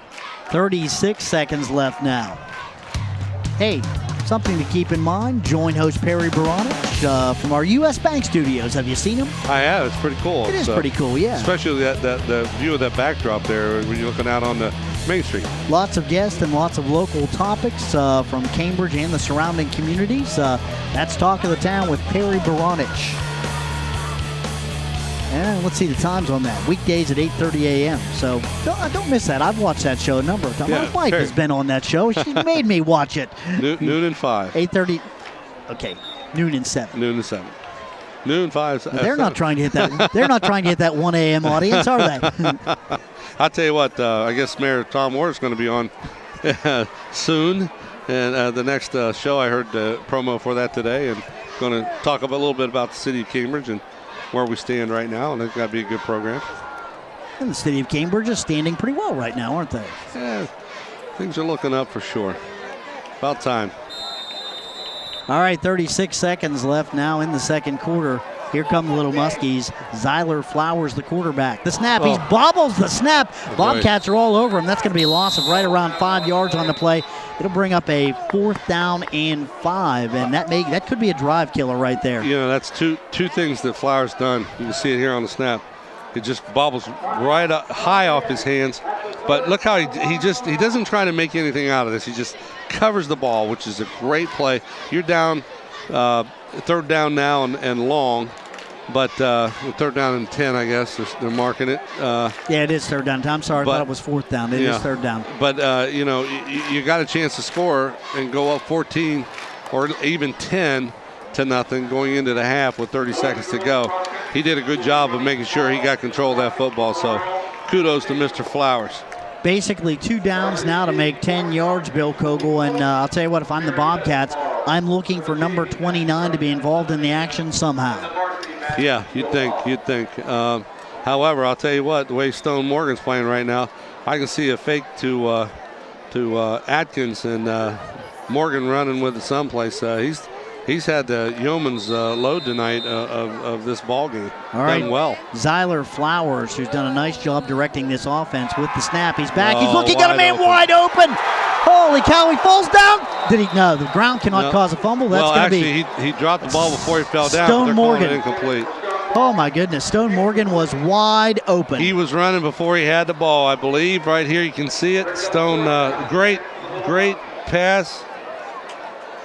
Boy, no, he never had it. Oh. What a great replay there. Good camera work, crew. I'll tell you something right now, and Blake Atkins, everybody in white followed number 29 in maroon, and Stone Morgan wide open. Again, the Bobcats missed an assignment there, and get out of this thing with the possibility of nothing more than a field goal as number 25, Ross Matthews, comes on to kick. Snap, it's down, it's up, and that's going to be shanked to the left side. No good. So with 19 seconds left in the second quarter, the Bobcats dodge a huge bullet. Oh, did they ever. Wow. Yeah. And John Glenn, that offense right down the field. Yeah. Very efficient, looking pretty good. I mean, you thought they had a third down and long. They got out of the situation there, and they almost pulled it out of the hat. Well, the thing about it is they had 2 mistakes on that. They had the penalty that brought it back. Made it third and long instead of third and short. And the fumble. And the fumble or the drop pass that was wide open for the touchdown. And the fumble. Well, and the fumble. That's true. So the Bobcats are going to take a lead, get out of this thing, down 7-0 at halftime. Yeah, Cambridge needs to regroup, and John Glenn is thinking of the opportunities that they missed. Although the Bobcats had the ball down on the 2-yard line and elected to go for it on fourth down and couldn't push it across. That's true. Bobcats have had their chances to make it back into this ball game and haven't done it. Still a very, very good football game. The score at half, it's John Glenn 7, Cambridge nothing. We'll be back hopefully with an appearance from the Cambridge band right after this.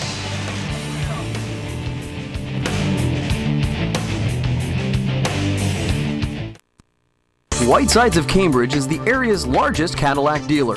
From coupes and sedans to crossovers and SUVs, Whitesides of Cambridge has you covered. Talk to our expert sales staff or stop by for a test drive and experience Cadillac for yourself. Our Cadillac selection can't be beat, so if you're looking for Cadillac luxury, look no further than Whitesides of Cambridge. Just north of I-70 on Route 209. Whitesides of Cambridge. whitesidesofcambridge.com. Most older Ohioans prefer to live independently in their own home, surrounded by family and friends, but they may need help doing so. Call the Area Agency on Aging today for information about long-term care services and support options, including the very popular Passport program, Ohio's nursing home alternative. A free in-home long-term care consultation can help individuals make informed decisions by helping them to understand their options and resources. Call the Area Agency on Aging today at 439-2294 to request a free long-term care consultation. Give us a call. We'd be happy to help. Don't forget to check out the RE/MAX Real Estate Partners Home Show, airing weekly here on TV Channel 2. Welcome back to McConaughey Stadium. Getting ready now for an appearance by the Cambridge Bobcat Marching Band under the direction of Ricky Harvey. And you John Glenn fans, stay around. We're going to have the John Glenn Band on as well. So first, a little introduction here, the Cambridge Bobcat Marching Band. And we'll do a couple of songs and take a quick break after they're done.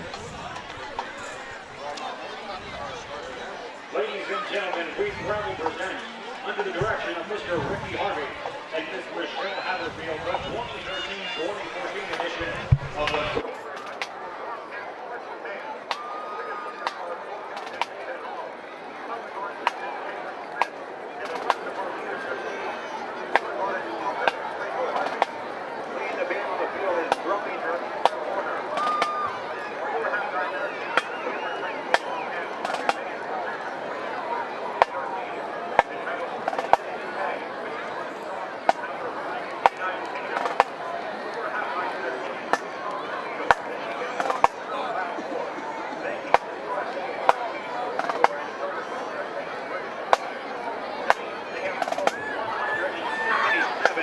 recordings in the U.S.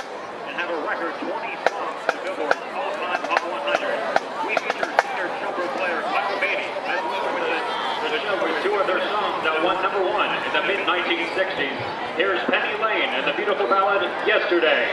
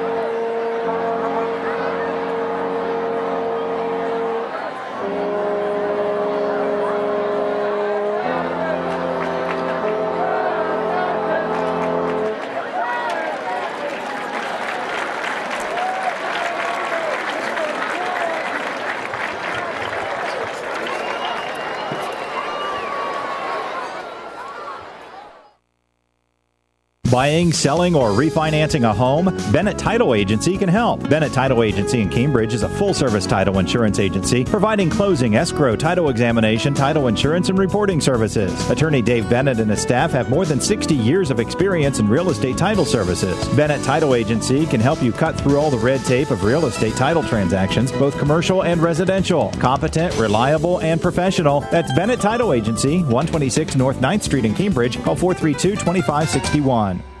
Hi, I'm Ray Chory, President and CEO of Southeastern Ohio Regional Medical Center, the leading healthcare provider in Guernsey County and surrounding areas. Come with me as I invite you to discover Southeastern Med. Today, Southeastern Ohio Regional Medical Center encompasses a state-of-the-art facility serving as Guernsey County's only state-of-the-art general acute care center. Thank you for the opportunity to share with you the medical center. And welcome to Southeastern Med.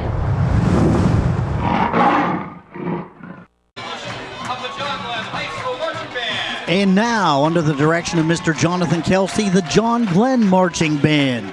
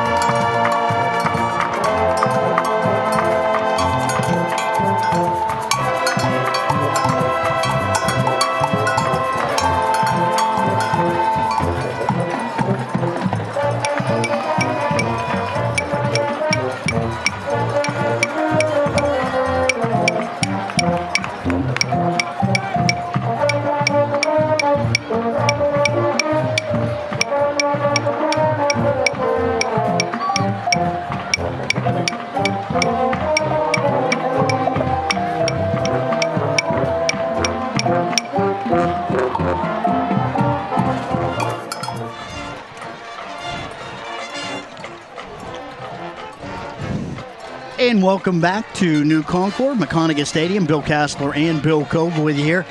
John Glenn leading 7-0 at the half. Bill, a half basically dominated by John Glenn.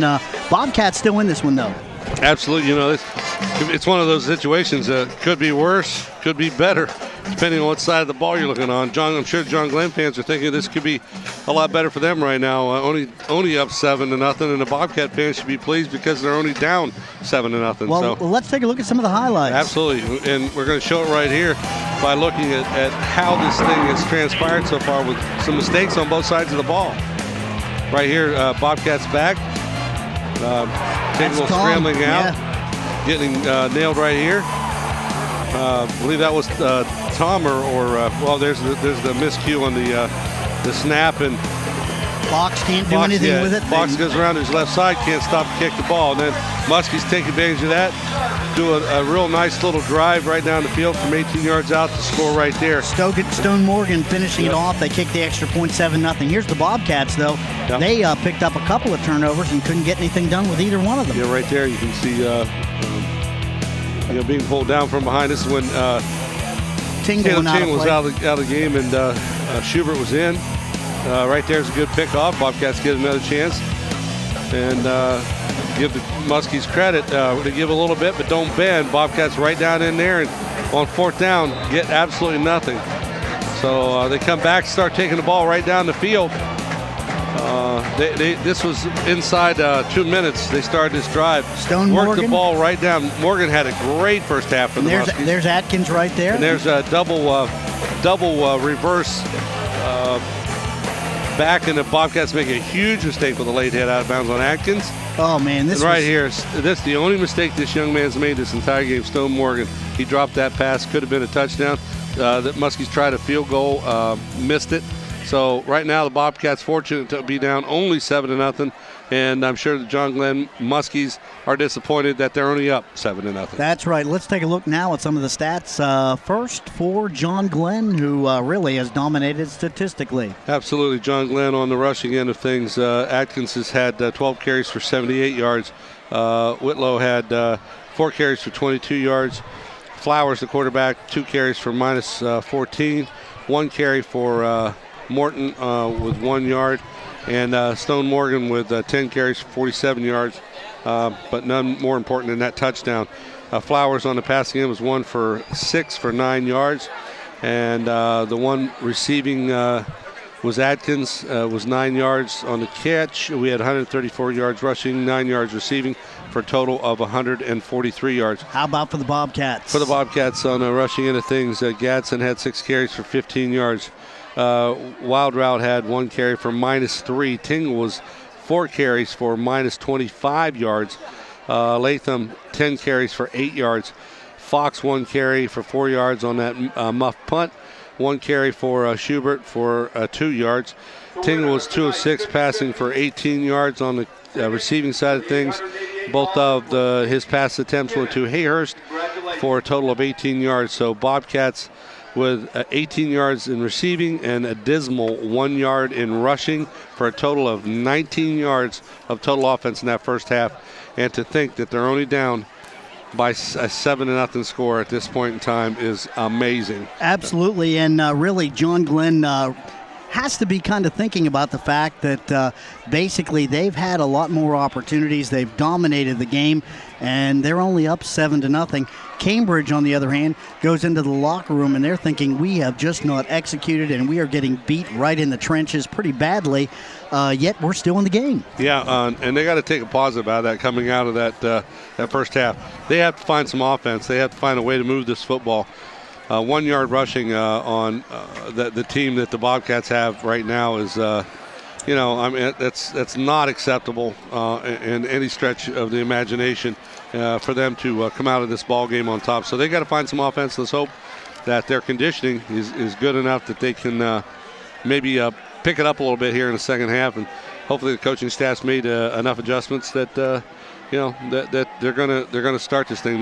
Now the advantage here for the Bobcats is we do start out with the football in the second half. So absolutely, but I'll tell you to do something with it. And Coach Gunn has been running the ball, and he needs to run the football because when he has had to pass, basically Caleb Tingle has seen a lot of pressure because John Glenn realizes we've stopped the run. So when they get in a passing situation, they're laying their ears back and they're coming on, and Caleb really doesn't have enough time. Well, not only that, but they've done a good job of covering receivers down the field. And Bobcats, when you're dropping back to pass more than you're running, you're tipping your hat to the defense, and you're giving them the opportunity just to throw everybody at you. When you do that, makes it a little bit more difficult to pass the ball when you don't have the time. Bobcats got to find some way to open up some holes with this line, but you got to give John Glenn's line a lot of credit.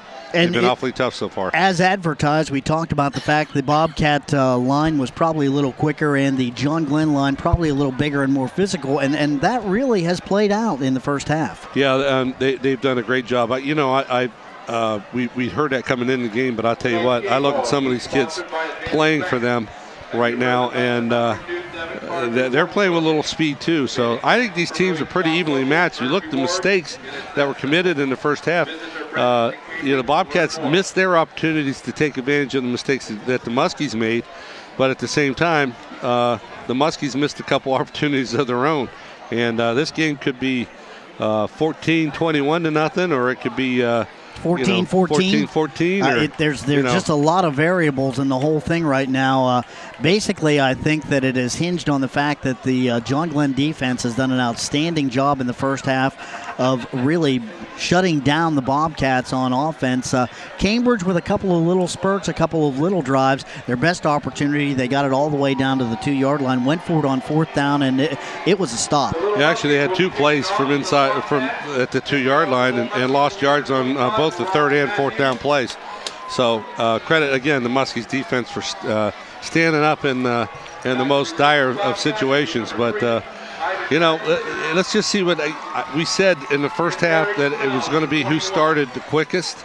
I think it's going to be the same thing for the second half. It's going to be who gets the first opportunity to take something, make it a plus for themselves, and maybe eke something out here. 25, Ross Matthews will be kicking away for John Glenn, back deep to receive for Cambridge.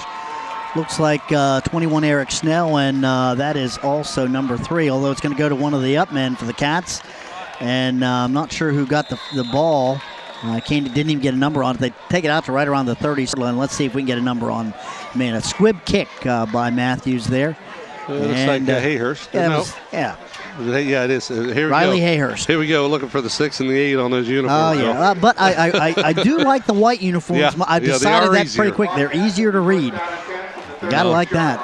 Riley Hayhurst doing a good job of catching that ball, make sure he secured it before he took off with it. John Glenn trying to keep the ball out of the hands of Ivan Gadsden in the open field. Probably pretty smart. I'm watching the 2 mascots down in front of us here, the shark or the Muskie and the Bobcat having a little joust right now. It's a lot Shotgun of fun. formation. Tingle's back. He's got it. He's looking. He's got pressure. Looking and finds a man on the sideline. That's Snell. He gets the catch. Right around the 44-yard line, steps out of bounds. Nice gain, 8 yards on the play for the Cats. They'll bring up a 2nd down and 2. Yeah, Toby Neptune that time putting a lot of pressure on Caleb Tingle. But Caleb doing a good job of stepping away from it, finding Snell coming back to it. So it's 2 and 2nd down and short.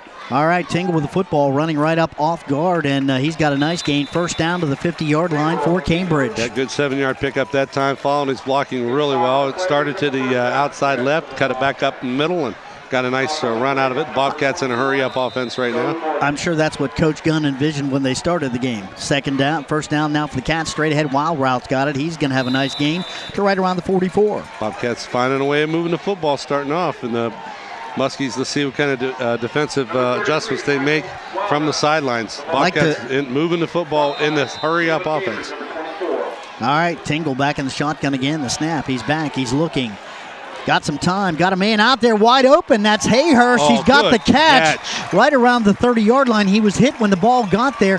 Number 10 for John Glenn. That's Corey Wilson made the hit, but Hayhurst able to hang on. Boy, Corey Wilson did a great job of coming back up and nailing Hayhurst just as the ball got there. But boy, Hayhurst hauled that in and just stuck to his fingers like glue. Great catch. Bobcats with Cripps to the right this time. Tingle, the snap, the give straight ahead. Wild Route's got it. He's got very little room and maybe picks up a yard on the play. That's about all he's going to get, Bill. You're right. Down to 11 minutes now in the 3rd quarter. Just underway here. Cats moving the football. They're down on the John Glenn 28-yard line. This no-huddle offense is pretty effective so far. Tingle back. He's looking. He's got a man out there. That's Hayhurst again. Good Makes move. one man miss the 20. He's down inside the 20 to the 17-yard line. Yep. That is going to be a first down for Cambridge. That's a great yak right there. Yards after the catch.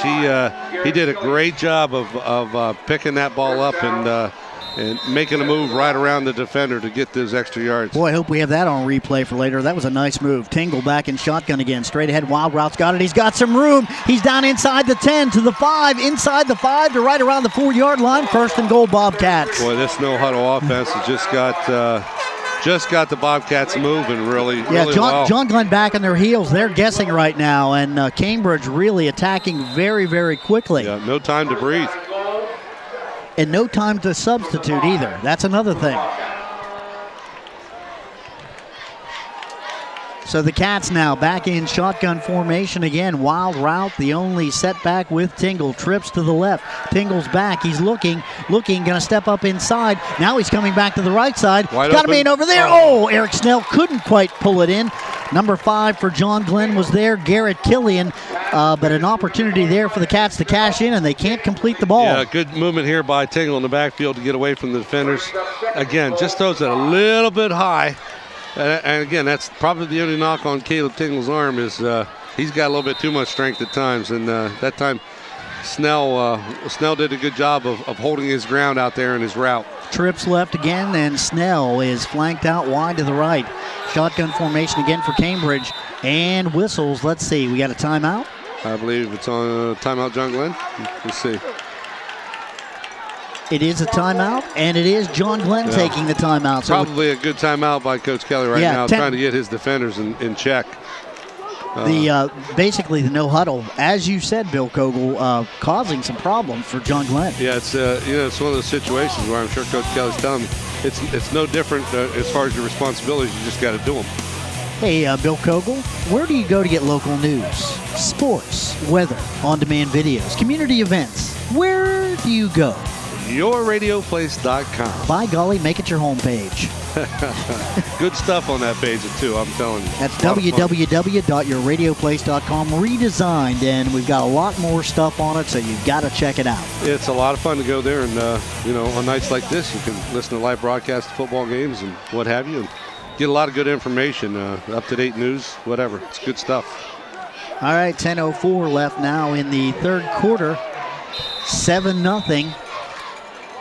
John Glenn with a 1-touchdown lead on Cambridge.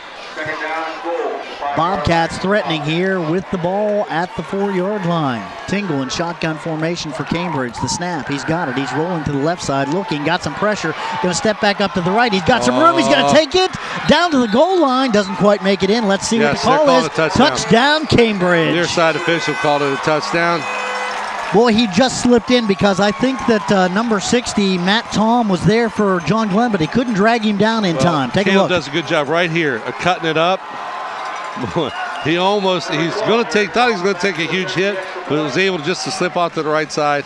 And now this all-important extra point to tie this ball game up. Eric Fox, the kicker for Cambridge. Number 18, that's Jacob Schubert holding little for the Cats. Substitution on the John Glenn side. A broken helmet by one of their players. Officials doing a nice job getting that substitution in. Snap, it's down, it's up and low, but it is good. And we're tied at 7-7. We've got a football game in New Concord. Yes, we do. Bobcats look great on that drive. I'll tell you, they used that hurry-up offense, no-huddle look to move the ball right down the field. And Bill Kogel, I would have liked to have been a fly on the wall in the Cambridge locker room at the half. Well, I'm sure. You talk about coaching adjustments. We just saw that they made some really good adjustments there to get the Bobcat offense moving. So I'm thinking the paint got peeled there too. Well, no doubt in my mind.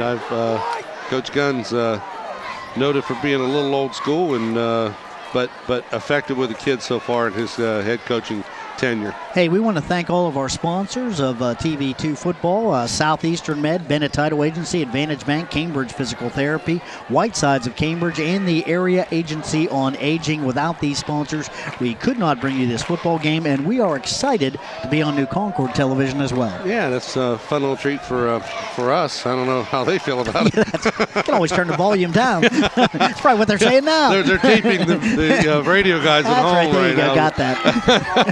Going to replay it. Oh, yeah. No, this has been a good football game. A lot of fun. And I'll tell you what, Coach Kelly, I love the wing tee. It's one of my favorite offenses. And Coach Kelly, he knows how to run it. No doubt about it. Well, we've argued they should have this game played for a number of years, and it's glad to see that they finally did have it. Fox with the kick, and they're better. as advertised through the end zone that time. So, yeah, he can do that, can't he? Because I'll tell you right now, Atkins wants his hands on the ball, wants to run it back like they did, had the opportunity to at least run it back to the 18-yard line of their first kickoff. That time, Fox got it in. Okay, some nice adjustments by the Cambridge offense. Now, Bill, can the Cambridge defense make some adjustments, because John Glenn really dominated in the first half? Well, they dominated because the offense from Cambridge didn't do a thing, and now let's see what happens here. Zyler flowers a snap. It's a fumble, and Stone Morgan chases it down. He picks it up. Going to be a short gain for John Glenn, but a nice job there by Stone Morgan. Give Stone Morgan a lot of credit on that. Ball was hopping like a basketball right in front of him, and some of the Bobcat players a little disappointed they didn't get their hands on it. But I'll tell you, Morgan's played one heck of a football game here. I'm really impressed with his play. Yeah, and I'll tell you what, Blake Atkins has been all that too. He's quick. Yeah, absolutely. But I think Morgan's really picked it up. They're looking at Atkins, and Morgan's doing a great job of being the off back. All right, the snap to give straight up the middle that time. Looks like number 23 for John Glenn, Sean Whitlow. Could have been Stone Morgan. Couldn't get a look at the number. I think you're right. It was Whitlow. 9 minutes to go now in the third. 7-7 tie football game. Zyler Flowers back for John Glenn. The snap, here. The fake, and the give back inside. That's that reverse that gave Cambridge a lot of problems in the first half. No dice. This time, Blake Atkins picks up a short gain. It'll be fourth down. John Glenn will have to punt it away. Good adjustment by the Cats as the scissors play does not work. Right tackle, number 50 for John Glenn that time. Level a couple guys for the Bobcats downfield.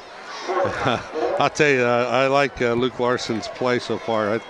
He's a pretty strong lineman at 5'9", 210 pounds. He packs a wallop. Looks like Ivan Gadsden on the field cramping up, so that'll probably put Eric Snell back deep to receive the kick for the Bobcats.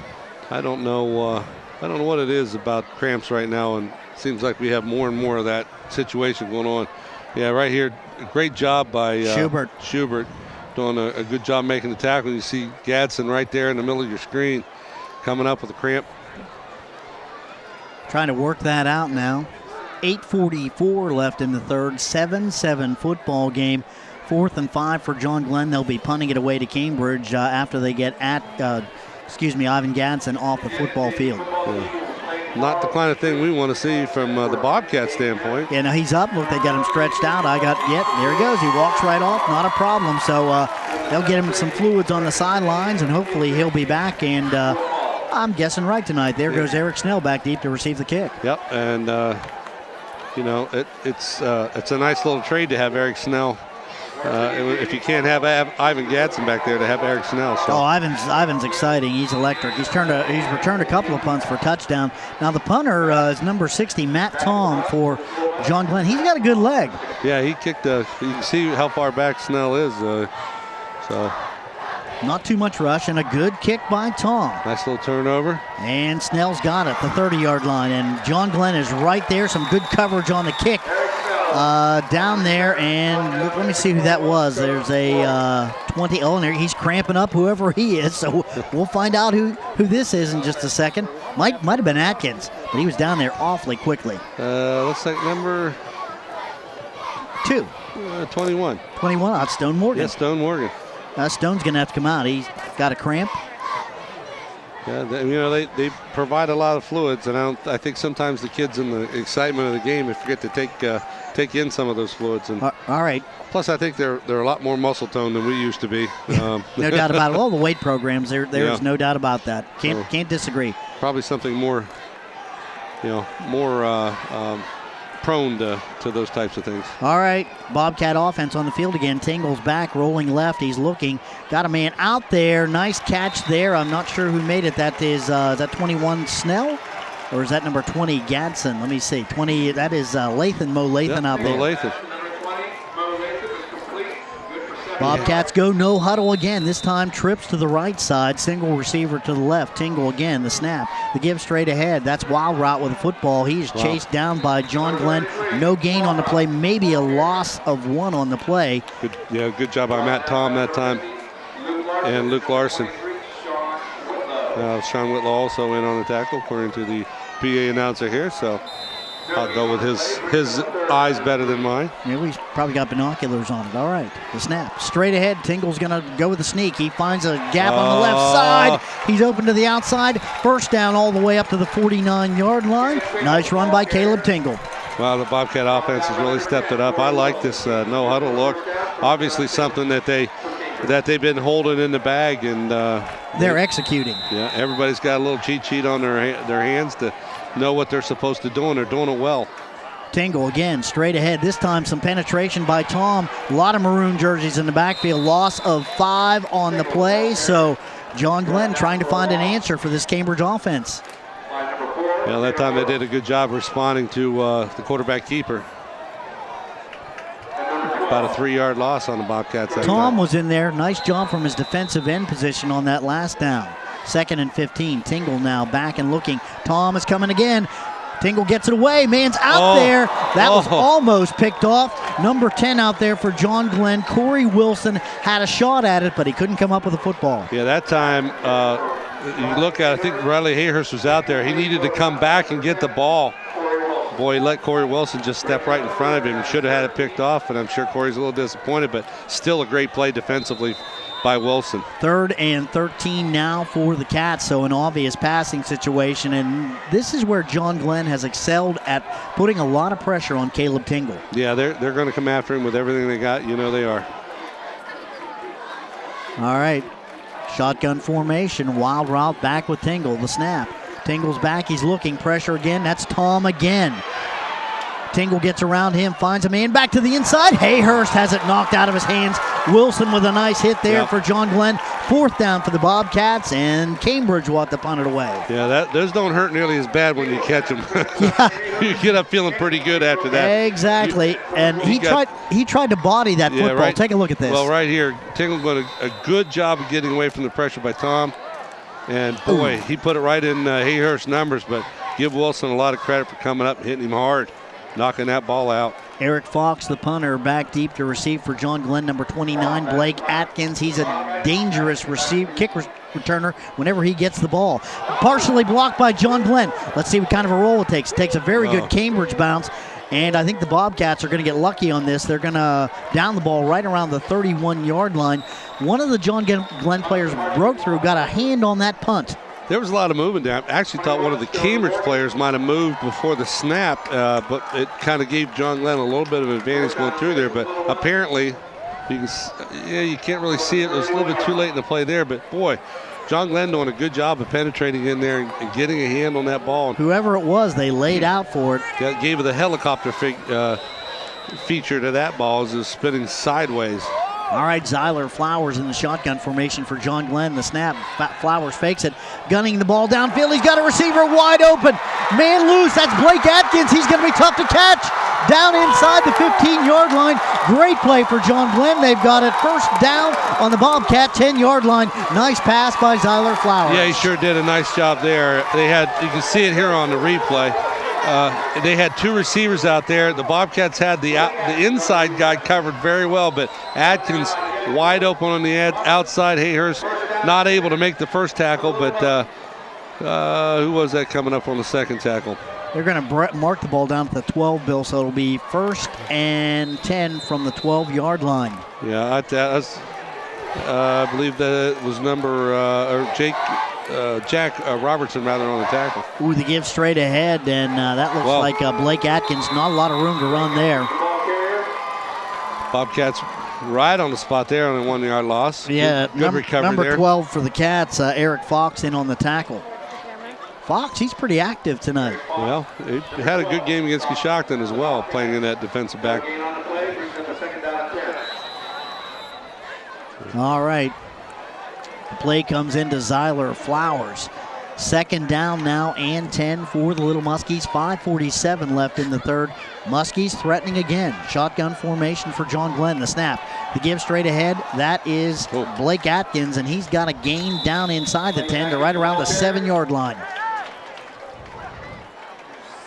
John Glenn straight ahead blocking. They've done a nice job with it tonight. Yeah, Tone Turner down and coming off the bottom of that pile. Jack Robertson coming off the top.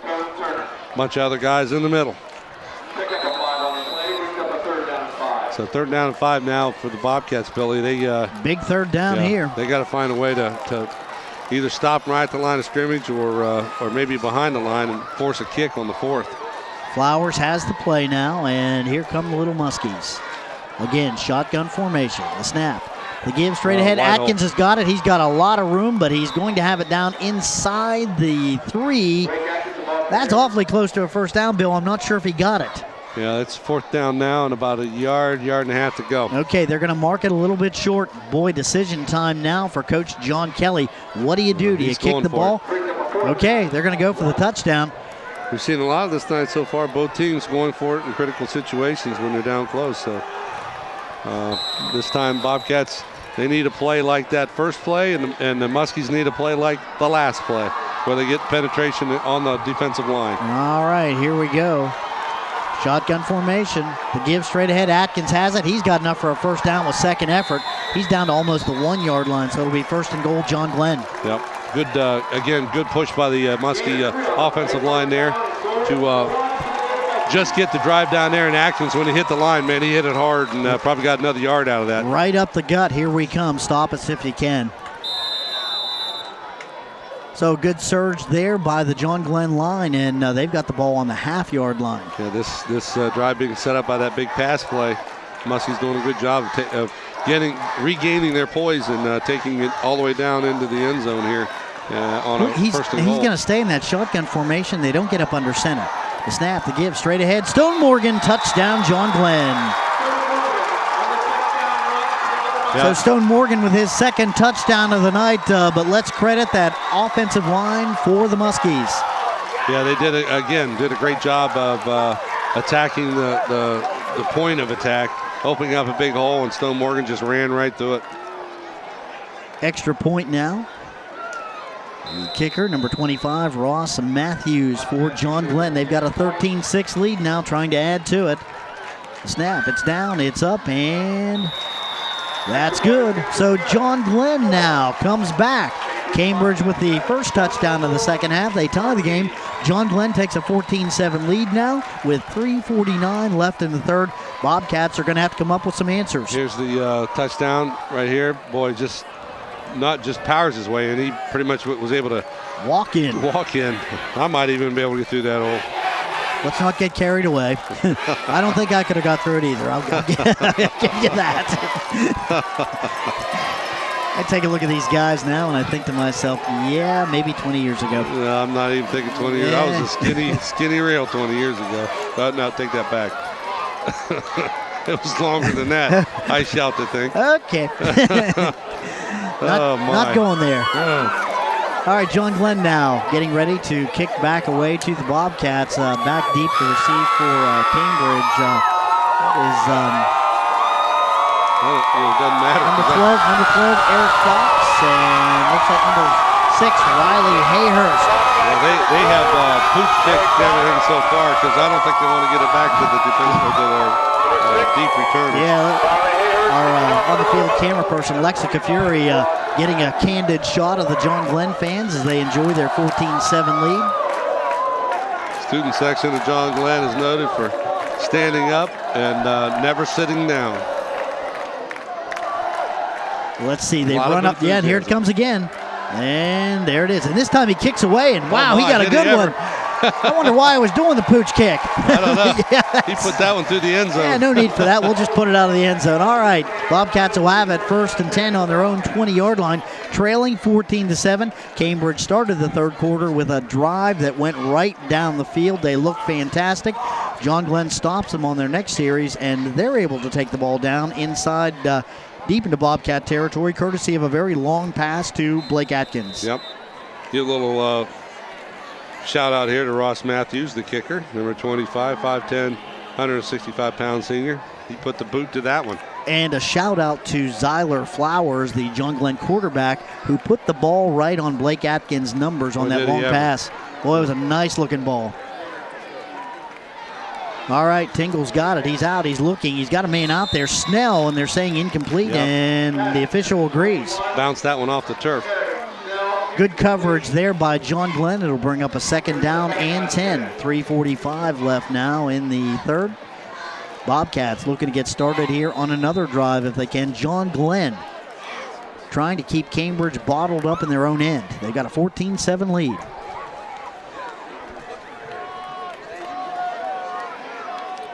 Game as good as advertised, Bill. Yeah, teams pretty well matched. The second half's what we were kind of hoping for in the first.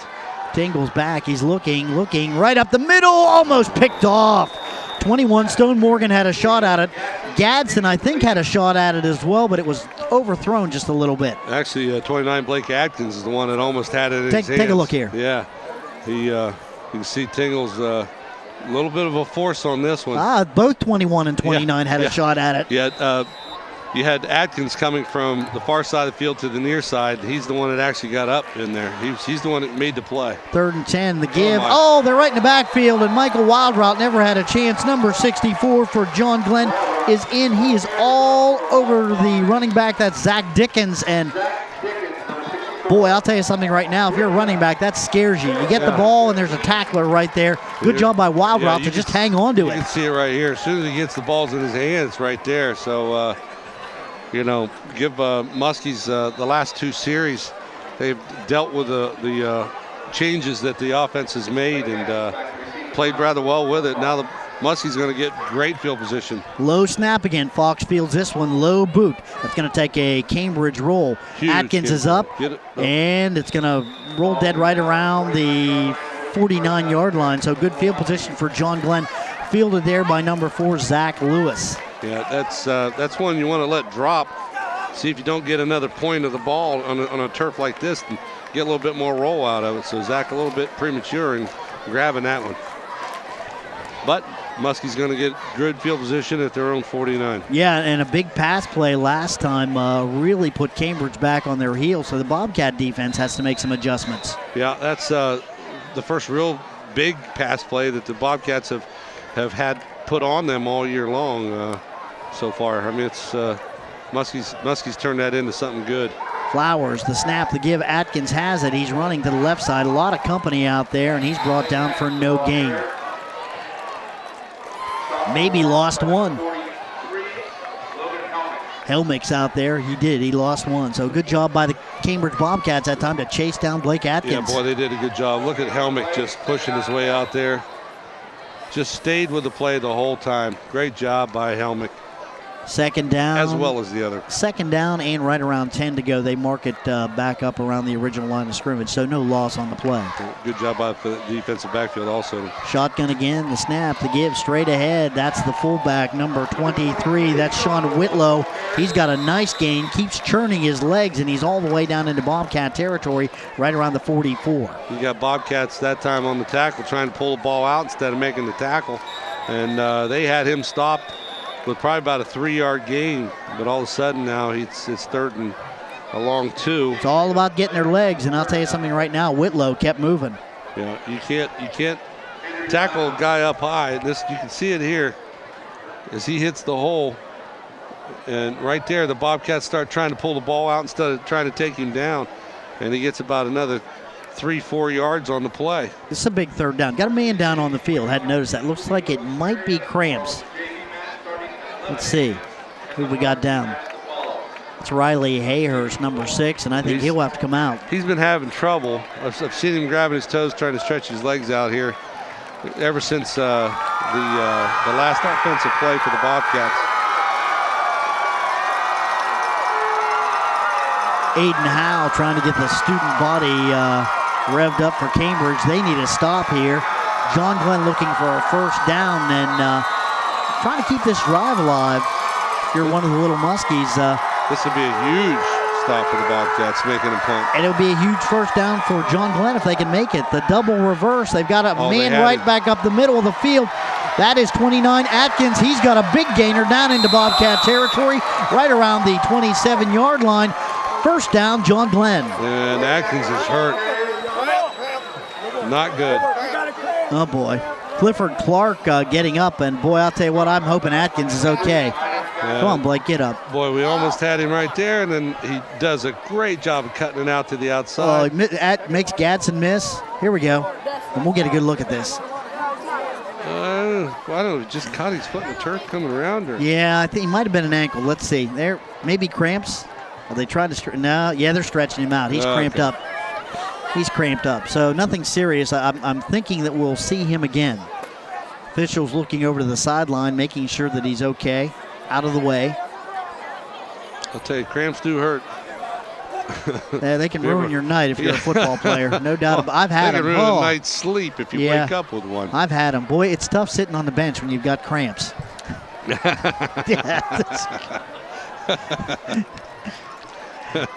we know that? Actually had him in a game before, and it is nasty. Aiden Howe still trying to get the Bobcat faithful up. Cambridge defense really needs to maintain their responsibility. They've got to stop the Muskies here. They're gonna. This football game's gonna be. It'll be tough to come back if they get another touchdown here. It's the reverses that they're running, the double handoffs that have fooled the Bobcat defense. And when you're the backside defensive end, you've got to hold your ground and stay home. Wing T. And be ready for those things. Yeah, and hope you can make the tackle because a lot of times you're alone. Yeah, and give the Muskies line a little bit of credit as well. They're doing some really good blocking here. So well, you dance with who brung you, and that's what John Glenn's doing tonight. There's no doubt about it. I mean, they're running the wing T, and they are running it well. Yeah, it's a tough offense to stop. 1:46 now left in the third. Still waiting. They got Mr. Atkins out of the way now, I think, to where they feel is safe to go ahead and run the play. He was right along the sideline for a while. Flowers, the quarterback, to give. It's Whitlow, the fullback, right up the middle. He runs into somebody right around the 24-yard line. Short gain on the play for John Glenn. Yeah, that time Howell, Turner, and Lathan. I think I saw Helmy coming off out of there. But 2nd and 6 now for John Glenn. A good 4-yard run before he got smashed. The Bobcats can't afford 4 yards on a carry. And we are in 4-down territory. Oh, absolutely. Zyler, Flowers, the quarterback again. The snap, the give. It's Stone Morgan. He's got a little gain up to right around the 23. So that's going to bring up a 3rd down, probably around 3-4 to go for the Little Muskies. Joe Scrudders that time did a good job of reading that play and rode his back. Really had him about 2 yards back. Give credit to the running back to be able to get him back in. Here we can see the play right here. And Morgan gets the ball right there. Scrudders is on him, able to pull him down for no gain. Gain of 1 on the play, so a 3rd down and 5. All right, Flowers back in shotgun formation. Morgan, the single setback. That's Whitlow, excuse me. Flag on the play, and Zyler Flowers loses about 2 yards on the play. Yeah, and I see Coach Kelly throwing his arms up on the sideline. He's not happy with something. They had 2 men in motion. I believe that's going to be an illegal procedure. I think with this field position, you take that and give him the down.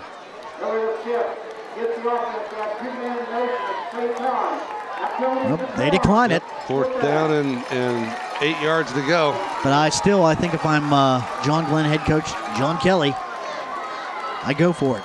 Well, I think that's an absolute. Well, it looks like they're bringing out the kicker. And they're still working on Blake Atkins over there on the sideline on those cramps. And I'm just wondering if it's cramps or an ankle. I don't know. I think they're pain. trying to stretch him, and I that's what makes me think it's cramps. but he's still out there on the sideline, so that is a decided advantage for Cambridge to have number 29 out of the game. We're winding down the third quarter here, Bill, so the Muskies are just going to wait, take the timeout, and let the Bobcats and Muskies regroup here. All right, that is going to do it. The end of the third quarter of play. The score after 3, it's John Glenn 14 and Cambridge 7. We'll be back with fourth quarter action right after this.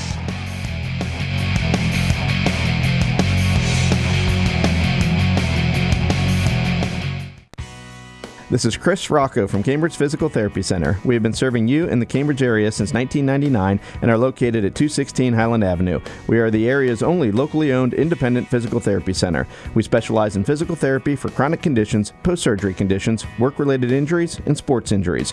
We are providers for most major insurance along with Medicare, Medicaid, and workers' compensation. So when you need physical therapy, call Cambridge Physical Therapy Center at 439-7177. Whitesides of Cambridge is the area's largest Cadillac dealer. From coupes and sedans to crossovers and SUVs, Whitesides of Cambridge has you covered. Talk to our expert sales staff or stop by for a test drive and experience Cadillac for yourself. Our Cadillac selection can't be beat, so if you're looking for Cadillac luxury, look no further than Whitesides of Cambridge, just north of I-70 on Route 209. Whitesides of Cambridge, whitesidesofcambridge.com. Welcome back, and we missed one play, and it was a nice play. Number 25, that is Ross Matthews, booms a field goal from around 30 yards out. It's good, 17-7 John Glenn, and I'll tell you what, Cambridge really has their work cut out for them right now, Bill Kogel. Yeah, they got to make up 10-point deficit here in the fourth period, and the way the John Glenn Muskies defense has been playing, it's going to be tough for them to do, but they opened up that no-huddle offense and marched it right down the field, and John Glenn made some nice adjustments and got their players, picking up on it, and were able to hold the Bobcats the last two series they've had the ball. So John Glenn will now have to kick it away back to Cambridge. And the Bobcats trailing 17-7. They've been able to generate offense on one drive tonight so far. The opening drive of the third quarter, they've just marched right down the field. Haven't been able to do too much for the rest of the night. Yeah, they sure haven't. It's one of those things. Here's the kick that we missed on the. About 40 yards. Here's the deal. The guy, he kicked his first one, and it's like you think shanked one off to the right or to the left a little bit, and you're thinking, well, maybe they don't really have as good a kicker as we do, but boy, he finally boomed a drive on the last kickoff attempt and put one through the end zone. Yeah, we're bragging on Eric Fox, and he's a good one, but I'll tell you something right now, Ross Matthews. Yeah, he showed his leg, didn't he? Yeah, he's not too bad. No, not at all. In fact, he's got the only field goal of the night right now, as John Glenn has a 17-7 lead. All right, here's the free-for-all kickoff. This is returnable. And it is returnable. Eric Snell's got it.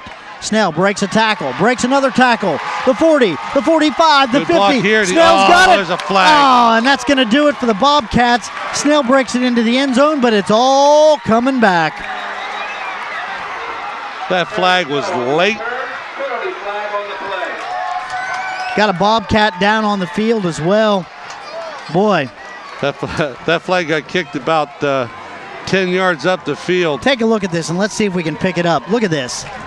It's right about the 30-yard line where they He makes the this man miss, and boy, that's key. Right there.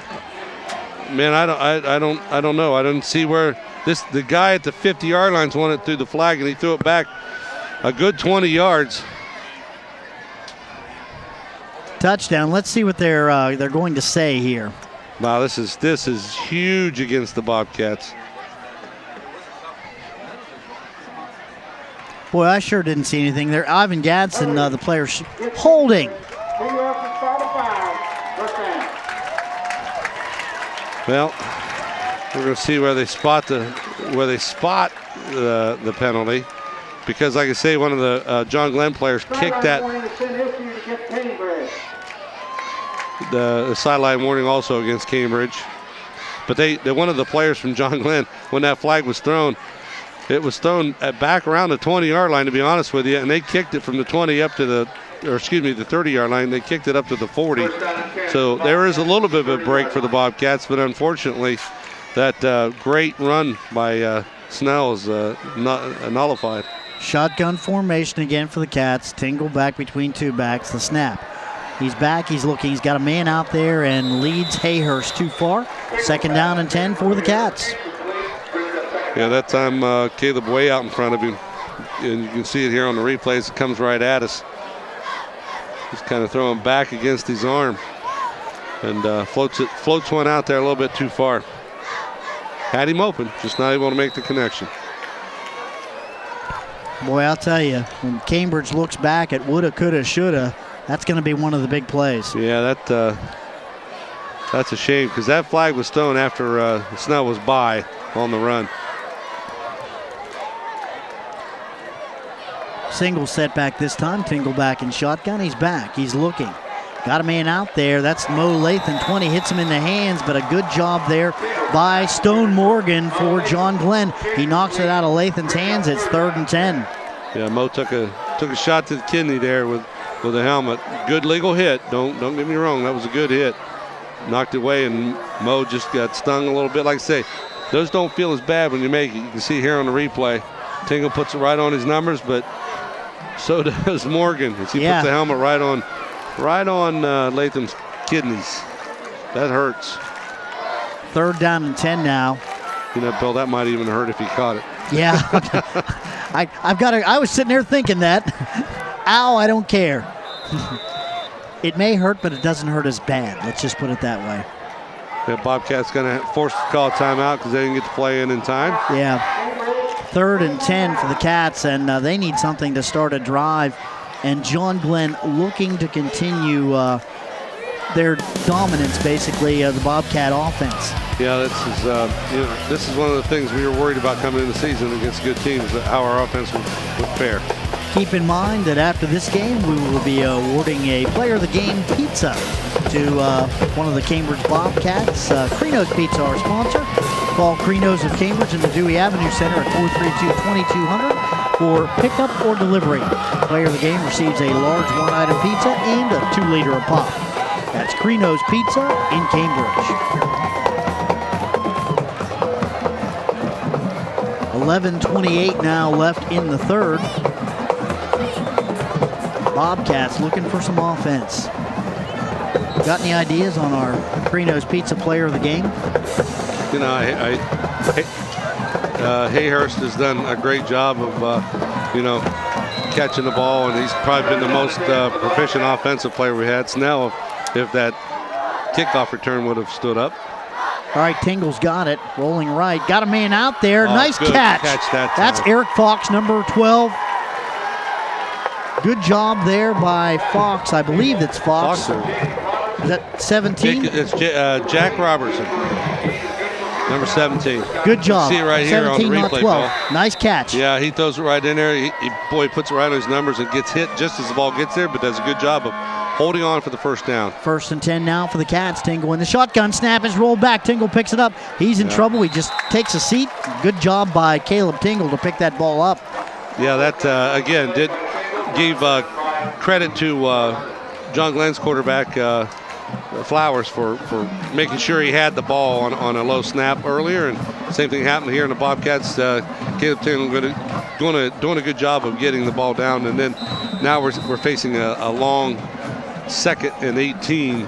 Makes things tougher for the Bobcats. They got to find a way to move the ball.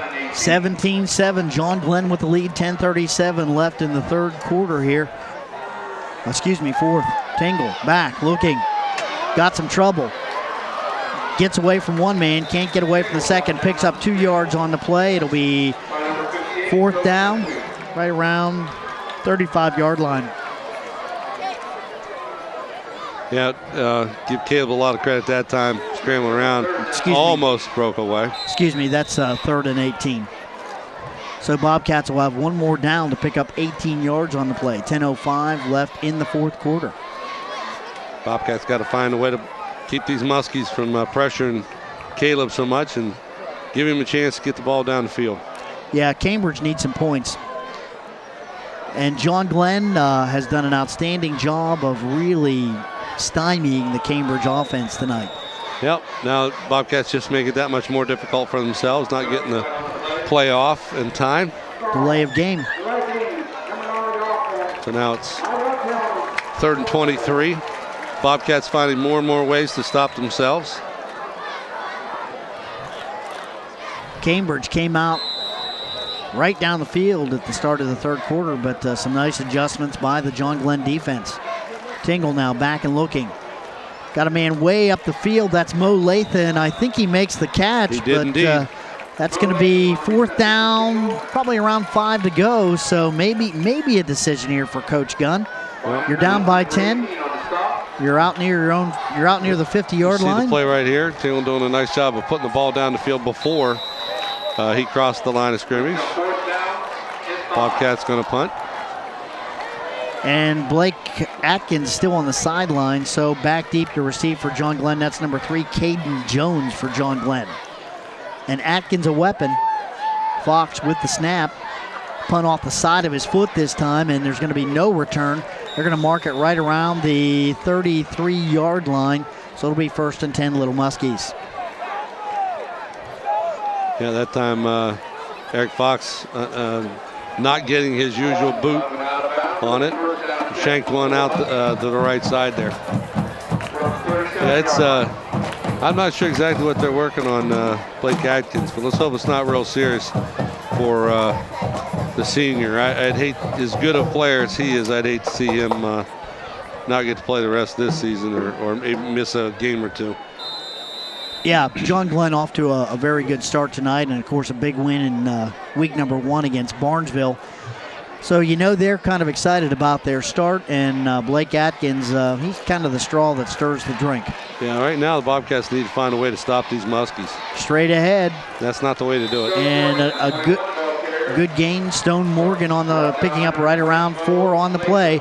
2nd down and 6 at the John Glenn 41-yard line. Well, it looked like Mo Lathan that time on the stop, but not until he gets a good 4 yards down the field. He's not touched until he's past the line of scrimmage. And with his momentum, once they do hit him, he's still good for another yard or two. They've pretty much consistently stayed away from Helmick's side of the line. Snap to give straight ahead. Morgan's got it, and he's got gain of another 3 or 4. It's going to bring up a 3rd down and right around 3 to go. I'll tell you what, man, he's a hard runner. He straight got ahead. Well, he got stopped 2 yards from where he landed, and he put the Bobcats. You could just see him flying backwards once he hit him. Good, strong running by Stone Morgan. 3rd and 2 for the Little Muskies. This is a very, very big play in this football game. Clock rolling. Just under 8 minutes to go. 17-7. John Glenn with the lead. Zyler Flowers, the snap, the give straight ahead. Bobcats are all over it, and it's going to bring up a 4th down.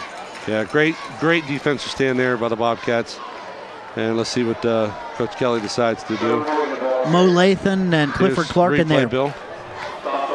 Good job of the interior defensive line there by the Bobcats to put the hurt on them, and it looks like the Muskies are going to send on the punt team. As they should with a 10-point lead. Let's see who the Bobcats put back to return. Matt Tom, the punter for John Glenn. He's had a pretty good night punting the football. He's got a good leg. Back deep for Cambridge is that number 20, Mo Lathan, or 21, Eric Snell? 21, Eric Snell. Snap. Up. That's a short punt, shanked. And it's going to roll out right around the 38-yard line, 1st and 10 Bobcats. So good field position for Cambridge, but they've got to generate some offense here, Bill, if they're going to get back in this game.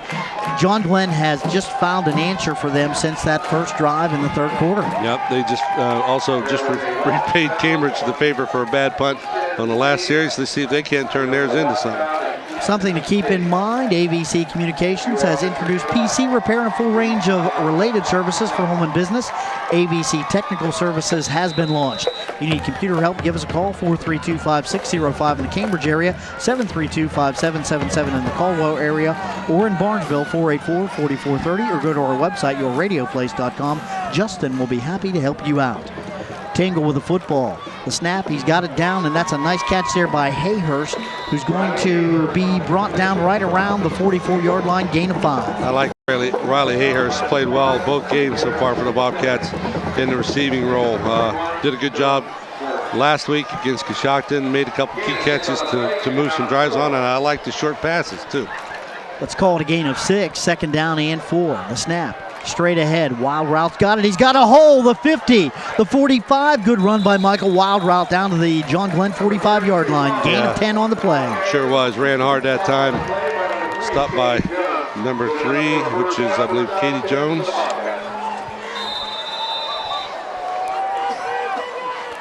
Caden Jones. How about that? Shotgun formation for Cambridge. Tingle back, Wild Route's with him. 1st down, Bobcats back. Looking. Got a man out there in the flat. That's Lewis with the catch. He drops the football. He had it right in his hands. So good pass that time by Caleb Tingle, but Lewis can't hang on, and 2nd down and 10 for the Bobcats. See right here on the replay. Man, he puts it right. Oh, great camera work there. He turned and looked downfield before he actually had the ball secured. Man, you got to bring the ball all the way in. And make sure that you have it before you make your next move. That's Lexa Kafuri down there in our on the field camera, so nice job by Lexa. All right, straight ahead now. Big hole. Wild Route's got it down to the 34-yard line. That's enough for our 1st down. That time, Caden Jones ripped it out of his hands late after the whistle and really thought he had one going the other way. Here's great hole. Look at this hole the Bobcat line That's opens 2 of them for him. now. Boy.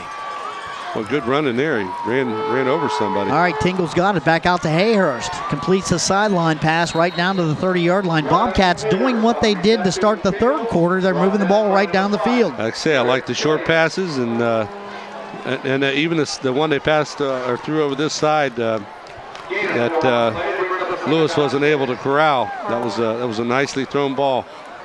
Under control. 2nd down and 6 to go now for the Cats after that gain of 4 by Riley Hayhurst. Cats coming back up to the line. Shotgun formation. Caleb Tingle back with Michael Wild Route. Snap. Tingle's back. He's looking. Pumps once. Now he's going to jump up, and he is snowed under. A lot of maroon jerseys there. So that's a big play for John Glenn. Leading the way there for the Little Muskies. That's number 50, Luke Larson.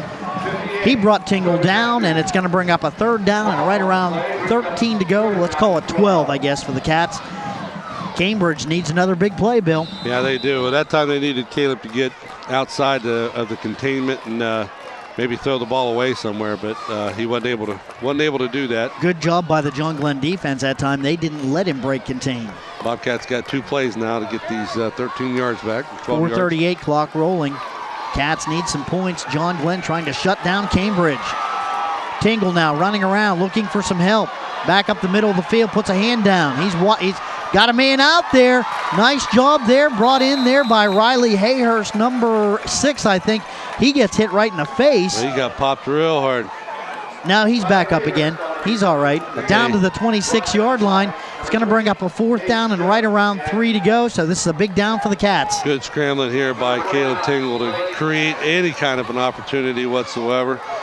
Almost goes down there on a slip, but does a good job of putting it in. Hayhurst again doing a great job of bringing the ball in and then just gets popped in the head. Straight ahead for 4th down, and they don't make it. Nice job. Oh, wait a minute. It's close. If we go by the far official, they've got it. Let's see where they mark it. Boy, I'll tell you what. He basically put his head down. Man, awful tight. Had to Looks make like they're short an inch. Had to make the 24-yard line. Not sure if he made it. They're bringing the chains. They're going to in. measure. So the officials, this is a huge measurement. 4th down, and the Bobcats quick snapped it. Caleb Tingle tried to run the sneak. Not sure if he got there. Boy, I'll tell you something right now. I don't like your call, Bill, because you're usually eagle eye in this thing. You used to be in the chain gang. I'm saying they're short just by an inch. All right, let's see. Muskies defense make a big stop, or did the Cambridge offense make a big play? We're going to know here in a couple seconds. Changer spotted, and... Oh, we didn't get it. First down, Little Muskies, and Bill Kogel, you called it. I hate to say it. Little Muskies had the football with 3:49 left in the game and a 17-7 lead. I'm hearing the fat lady warm up a little bit, I'll tell you that right now. Yeah, she's got her vocal cords And the Bobcats need a stop immediately here, or a turnover, one or the other. That was big, and I'll tell you something here. I didn't think Caleb was even close, and he made a nice second effort to get the ball down to where it was measurable, but not quite enough. Well, again, the Bobcats got to find some defense right here and find it in a hurry.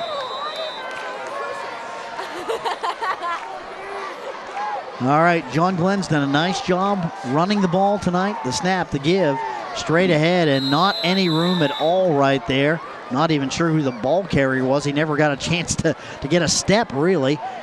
Looks like getting off, that's 23. That's Sean Whitlow, the ball carrier.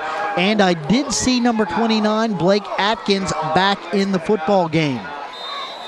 Good news for the Fighting Muskies. Yeah, he's back in the middle of the huddle. So apparently just a bad cramp in one of the calves, because they worked on him for a good 15 minutes. For quite a while. It's good to see it's nothing season-threatening or game-threatening. Loss of 1, 2nd and 11. Zyler Flowers, the snap to give. Atkins has it. He's got some room. He's got a nice gain out to right around the 29-yard line. That's going to be a gain of 6. It'll bring up a 3rd down and 5. Yeah, Bobcats doing a good job of really pushing everything in and trying to stop. Again, a big play right here. And let's keep in mind that Zyler Flowers showed he can throw the football.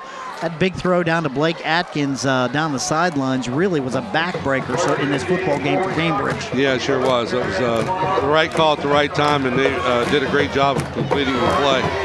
Really, you're right, Bill. It's been the play of the game so far. Yeah, and I'll tell you right now, I mean, Atkins made the catch and made the run and everything like that, but I'll tell you what, as far as execution goes, you got to give credit to Zyler Flowers on that particular play. He's got to get the ball to the right receiver, and man, I'll tell you what, he was right on the spot with that play. Yeah, and you had 2 defenders on the other receiver. Stone Morgan, who was down there with him. Stone Morgan. And they had him well covered, but Blake Atkins was able to run down the right side, outside of that combo, and found himself wide open. And boy, you're right, Flowers did a great job of putting the ball right where it had to be.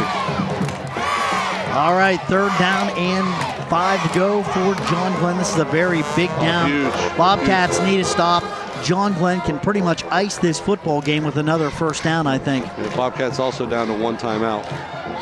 Flowers, the snap, the fake, the give back up inside. It's a reverse. Stone Morgan's got it. He's got some yardage. The 40, the 45, the 50. He's going to be tough to catch. Clifford Clark's after him, but he's not going to catch him.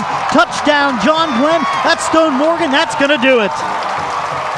Yeah, that's pretty much going to seal the deal there. Bobcats had him stopped behind the line of scrimmage and did not maintain the tackle, and that was the end of that. Well, I'll tell you what, it was an arm tackle. He didn't really get a good piece of him, and once he broke through that tackle, it was all over. Here's the replay. Take a look. You see him come right around the left side here. There, one arm got him. Yep. And there was nobody home. There was nobody there on the defensive side of things for the Bobcats. So, boy, if I had to pick a player of this game for either team, it would be Stone Morgan for me. Matthews back to try to add that extra point, and this is going to do it right here. The ball is up. It nice is kick. Good. And the score, John Glenn 24, Cambridge 7, and 2:47 left in the football game. And it looks like the first round of the Cambridge John Glenn rematch goes to the Little Muskies. Yeah, I think with 2:47, unless the Bobcats have a miracle trick up their sleeve, the Little Muskies are going to walk away with this one. Hey, I'll tell you what, man, they made the plays when they've had to make them. You got to give them a lot of credit. Yeah, and I really think they caught a break on the punt return. I would have to say that. I really think, or the kickoff return, I really think that it was broke, and I didn't really see a hold.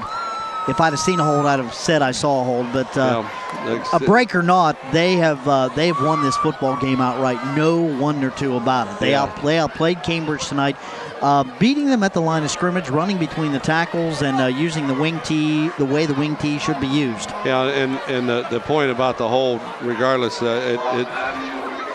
it looked like it to me that it occurred after Snell had already run by. So that's even more unfortunate. But hey, you got to give the Muskies a lot of credit. Like I said, they've made the plays when they've had to make them, and that's why they're up 24-7. Yeah, that is right. That is correct. And, you know, a hold is a hold. Whether it's 5 yards behind the play, 20 yards behind the play, a hold is a hold. And if the official saw it, you've got to go along with what he saw. All right, bouncing kick now, and it's fielded by one of the up men. That's number 5 for the Bobcats. No, I think that's 5. I think it's 6. Tone Turner. There you go. Tone Turner. His second return of the season. I believe he had one last week as well. 1st and 10 for the Bobcats on the 40-yard line, but they've got a 17-point deficit now. So Caleb Tingle is going to have to loosen up his arm and complete some deep throws with 2:42 left in the football game to even give Cambridge a chance to get back in it. Yeah, they're going to have to. I mean, they're going to have to find a way to loosen up the Muskies. Straight out, Hayhurst has got it. He tries to run back up the inside. He's going to pick up right around 5 yards on the play. Nice gain there for Hayhurst. But you've got to get the ball down the field quickly here with the amount of time you've got left. Cats trying to come up. Everybody looking at their wristbands trying to get the play. Trips out to the right this time.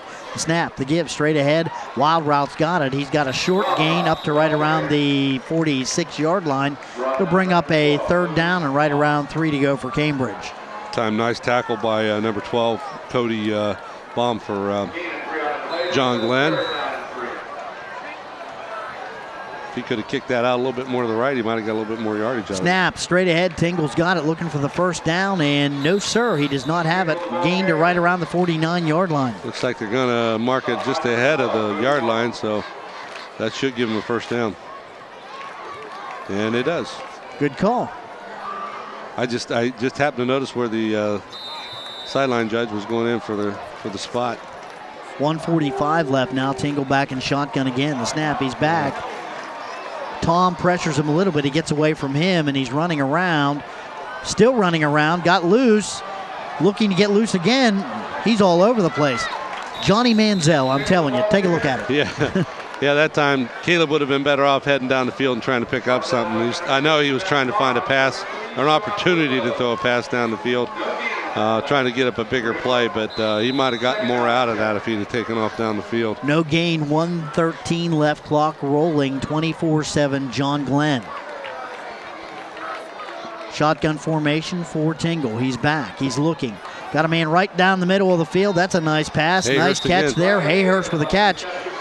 I'll tell you something right now. Riley Hayhurst having a real good game tonight, and he may be our Crino's Pizza player of the game. Yeah, I think that's probably what our best choice, I think, Bill.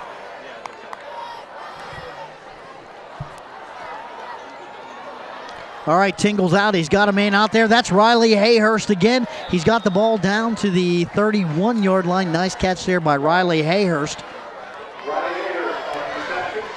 Going to be a gain of right around 6 on the play. 2nd down and 4 for the Bobcats. Just 33 seconds left now in the football game.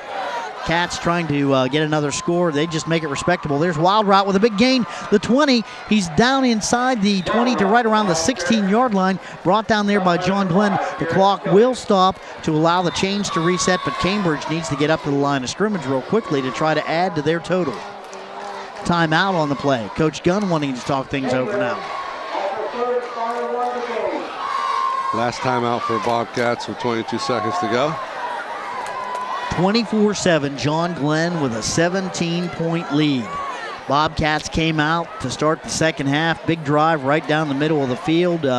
John Glenn back on their heels the whole drive. They tie the game at 7, but from that point on, Bill Kogel, it's been all John Glenn. It sure has. The Bobcats thought maybe they had found something coming in there, opening in the second half of that fantastic drive down the field, but the next 2 times they had the ball, Muskies did a great job of shutting them down.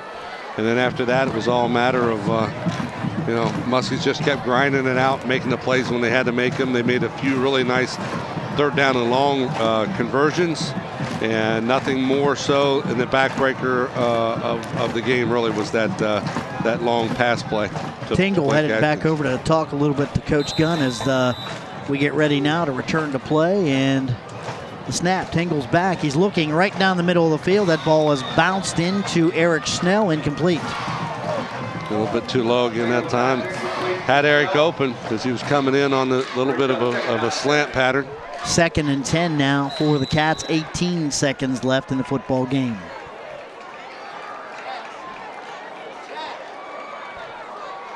Tingle back in the shotgun again. Trips out to the left side.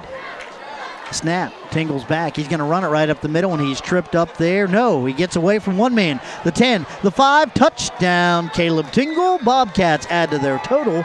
With 9 seconds left, they score. It's going to make it 24-13. But I don't think it's going to be enough, Bill. No, I don't know how they're going to get 2 scores in 9 seconds. Yeah, I think it's over. But a nice drive by the Cats there. Yeah, I think that time Muskies kind of let him walk in there once he got down to about the 5-yard line. Fox with the kick now. Schubert's hold is down. The kick is up, and it's good.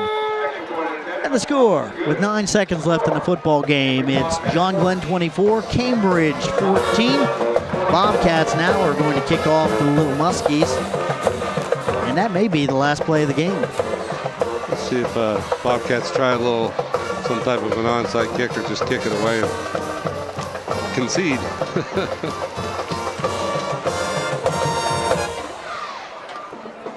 So the Bobcats will fall to 1-1 on this young football season. Good news for Cambridge, it's not a loss in the ECOL. No, that's that murderous part of their schedule is yet to come. Yeah, it is. Got Dover, Philly, and Zanesville. John Glenn is going to improve to 2-0 and looking pretty good in this young football season. And, Tri-Valley, not quite the team that they were last year. I'm not sure about Maysville, who played pretty well. Philo, another pretty good football team. And Sheridan, you always have to worry about them if you're in the MVL, but they were not really up to standard. Bobcats did a pretty nice job with the Generals last year themselves. Yeah, that's for sure. It's one of those things. The Bobcats, they have a tough schedule non-ECOL, and then when they get into the ECOL, it's even tougher. So yeah, but that just preps you for the season, I think. You really have to toughen your schedule up. That's true. And I'll tell you what, they've faced a really good football team here tonight. And the kick by Fox is going to roll through. No, Blake Atkins reach out and grabs it, but it'll be down in the end zone. 9 seconds left, and I'm looking for Zyler Flowers to basically take a knee. Yeah, absolutely. No need to get anybody else any semblance of an injury at this point in time.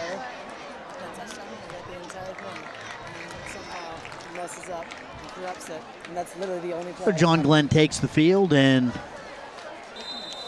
Cambridge has no timeouts left. I'm looking for Flowers to get the snap and take a knee. They go into victory formation. Absolutely. He's down. That's going to do it. Well, I will say this, Bill. I'm glad that this game's finally happened. I think it's been long coming. Let's keep it going. And what I like most about it is the thing that they feared the most was that there might be issues between the kids having, a problem. And what we've seen so far is it's been a great atmosphere for high school football, and both teams, the schools that respecting each other very much. A very well-played game, a very clean football game as well, and the only problem, maybe a little cramping on both sidelines. Yeah, and there's not, and that has nothing to do with rivalry. That's just good hard play, and that's what we wanted to see tonight, and I think that's what we got. So I know the Bobcats are going to be disappointed to lose it. Muskies are going to be very happy to have won it, and it was a good football game when it's all said and done. Glad to see it. That's what we wanted. Final score once again, it's John Glenn 24, Cambridge 14. We'll be back with a look at highlights, some stats, and the Player of the Game award right after this.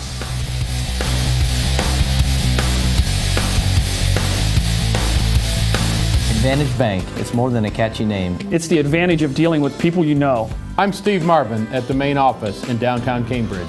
I'm Matt Dolan from the Advantage Bank Bidwell office. And I'm Gary Russell at the North 11th Street office in Cambridge. Let me help you buy or build the home of your dreams. Let me help you take the vacation of your dreams. Or let me help you remodel the kitchen of your dreams. At Advantage Bank, we're your neighbor. We're your friend. Or your lender. Advantage Bank, FDIC insured and equal housing lender.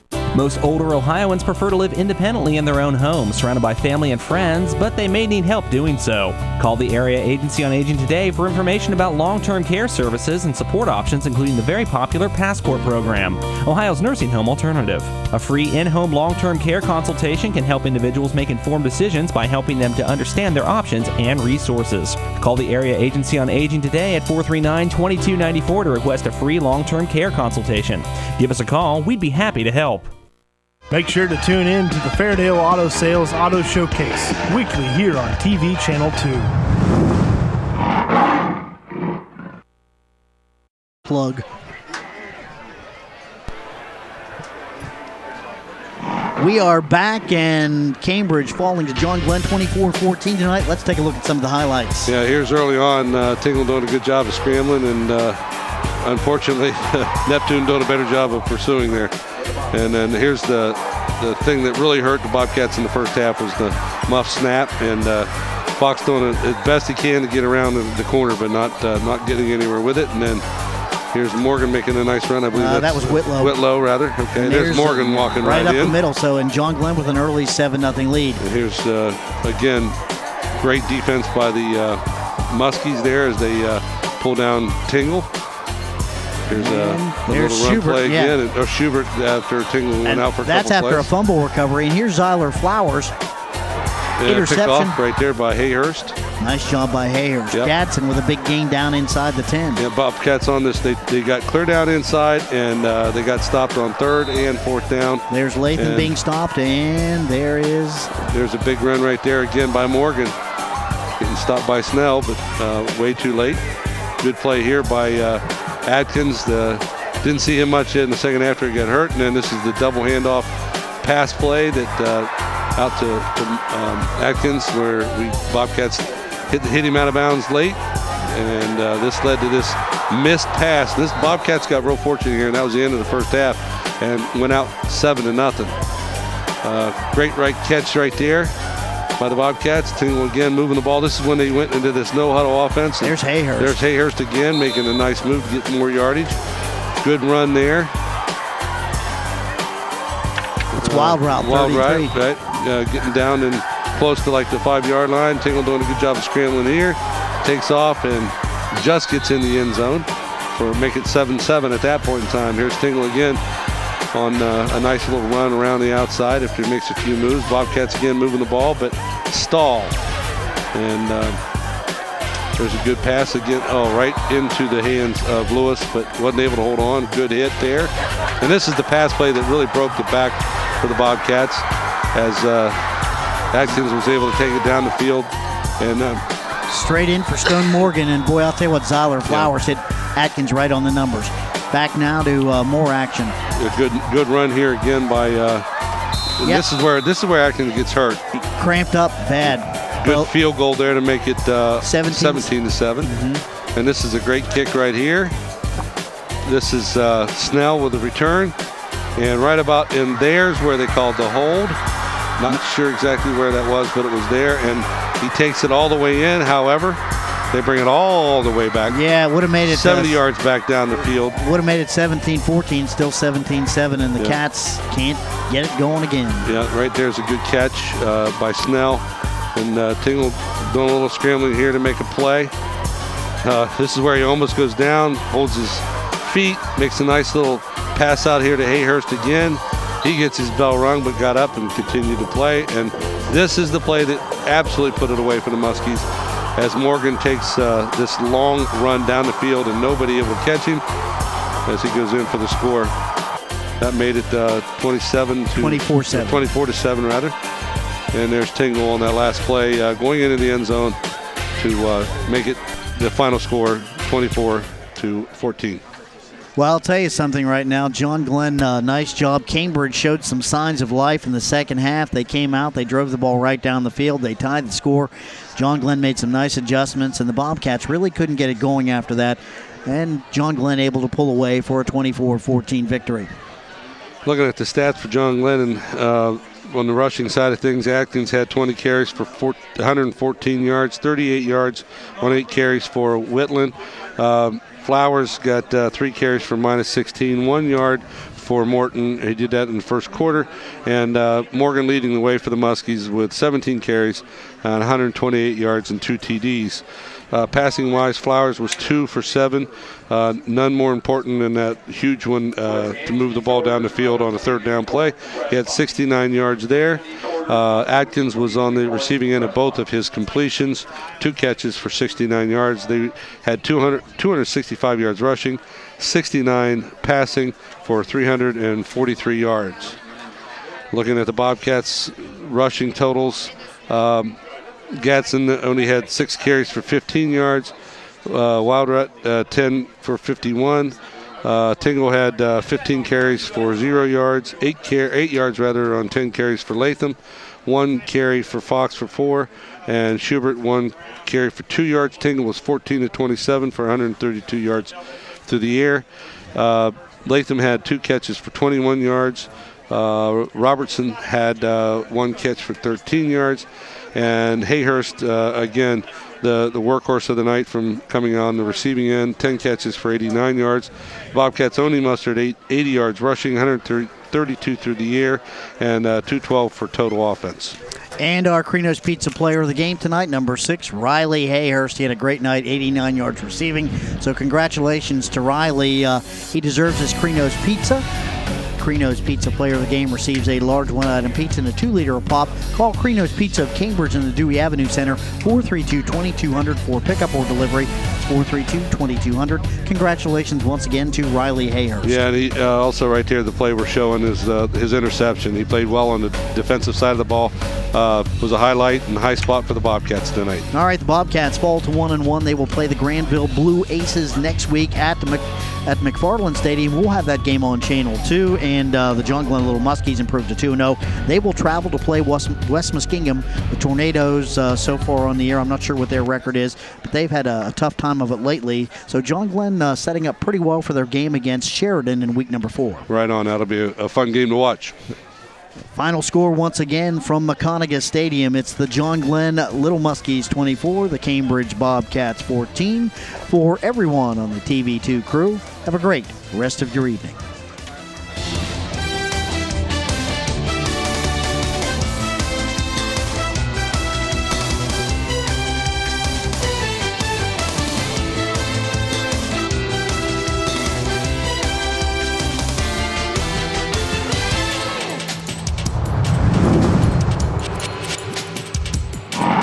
This ABC Sports presentation of Cambridge High School Bobcat football has been presented by Southeastern Med, Bennett Title Agency, Advantage Bank, Cambridge Physical Therapy, White Sides of Cambridge, and the Area Agency on Aging Region 9. This has been a presentation of ABC Sports.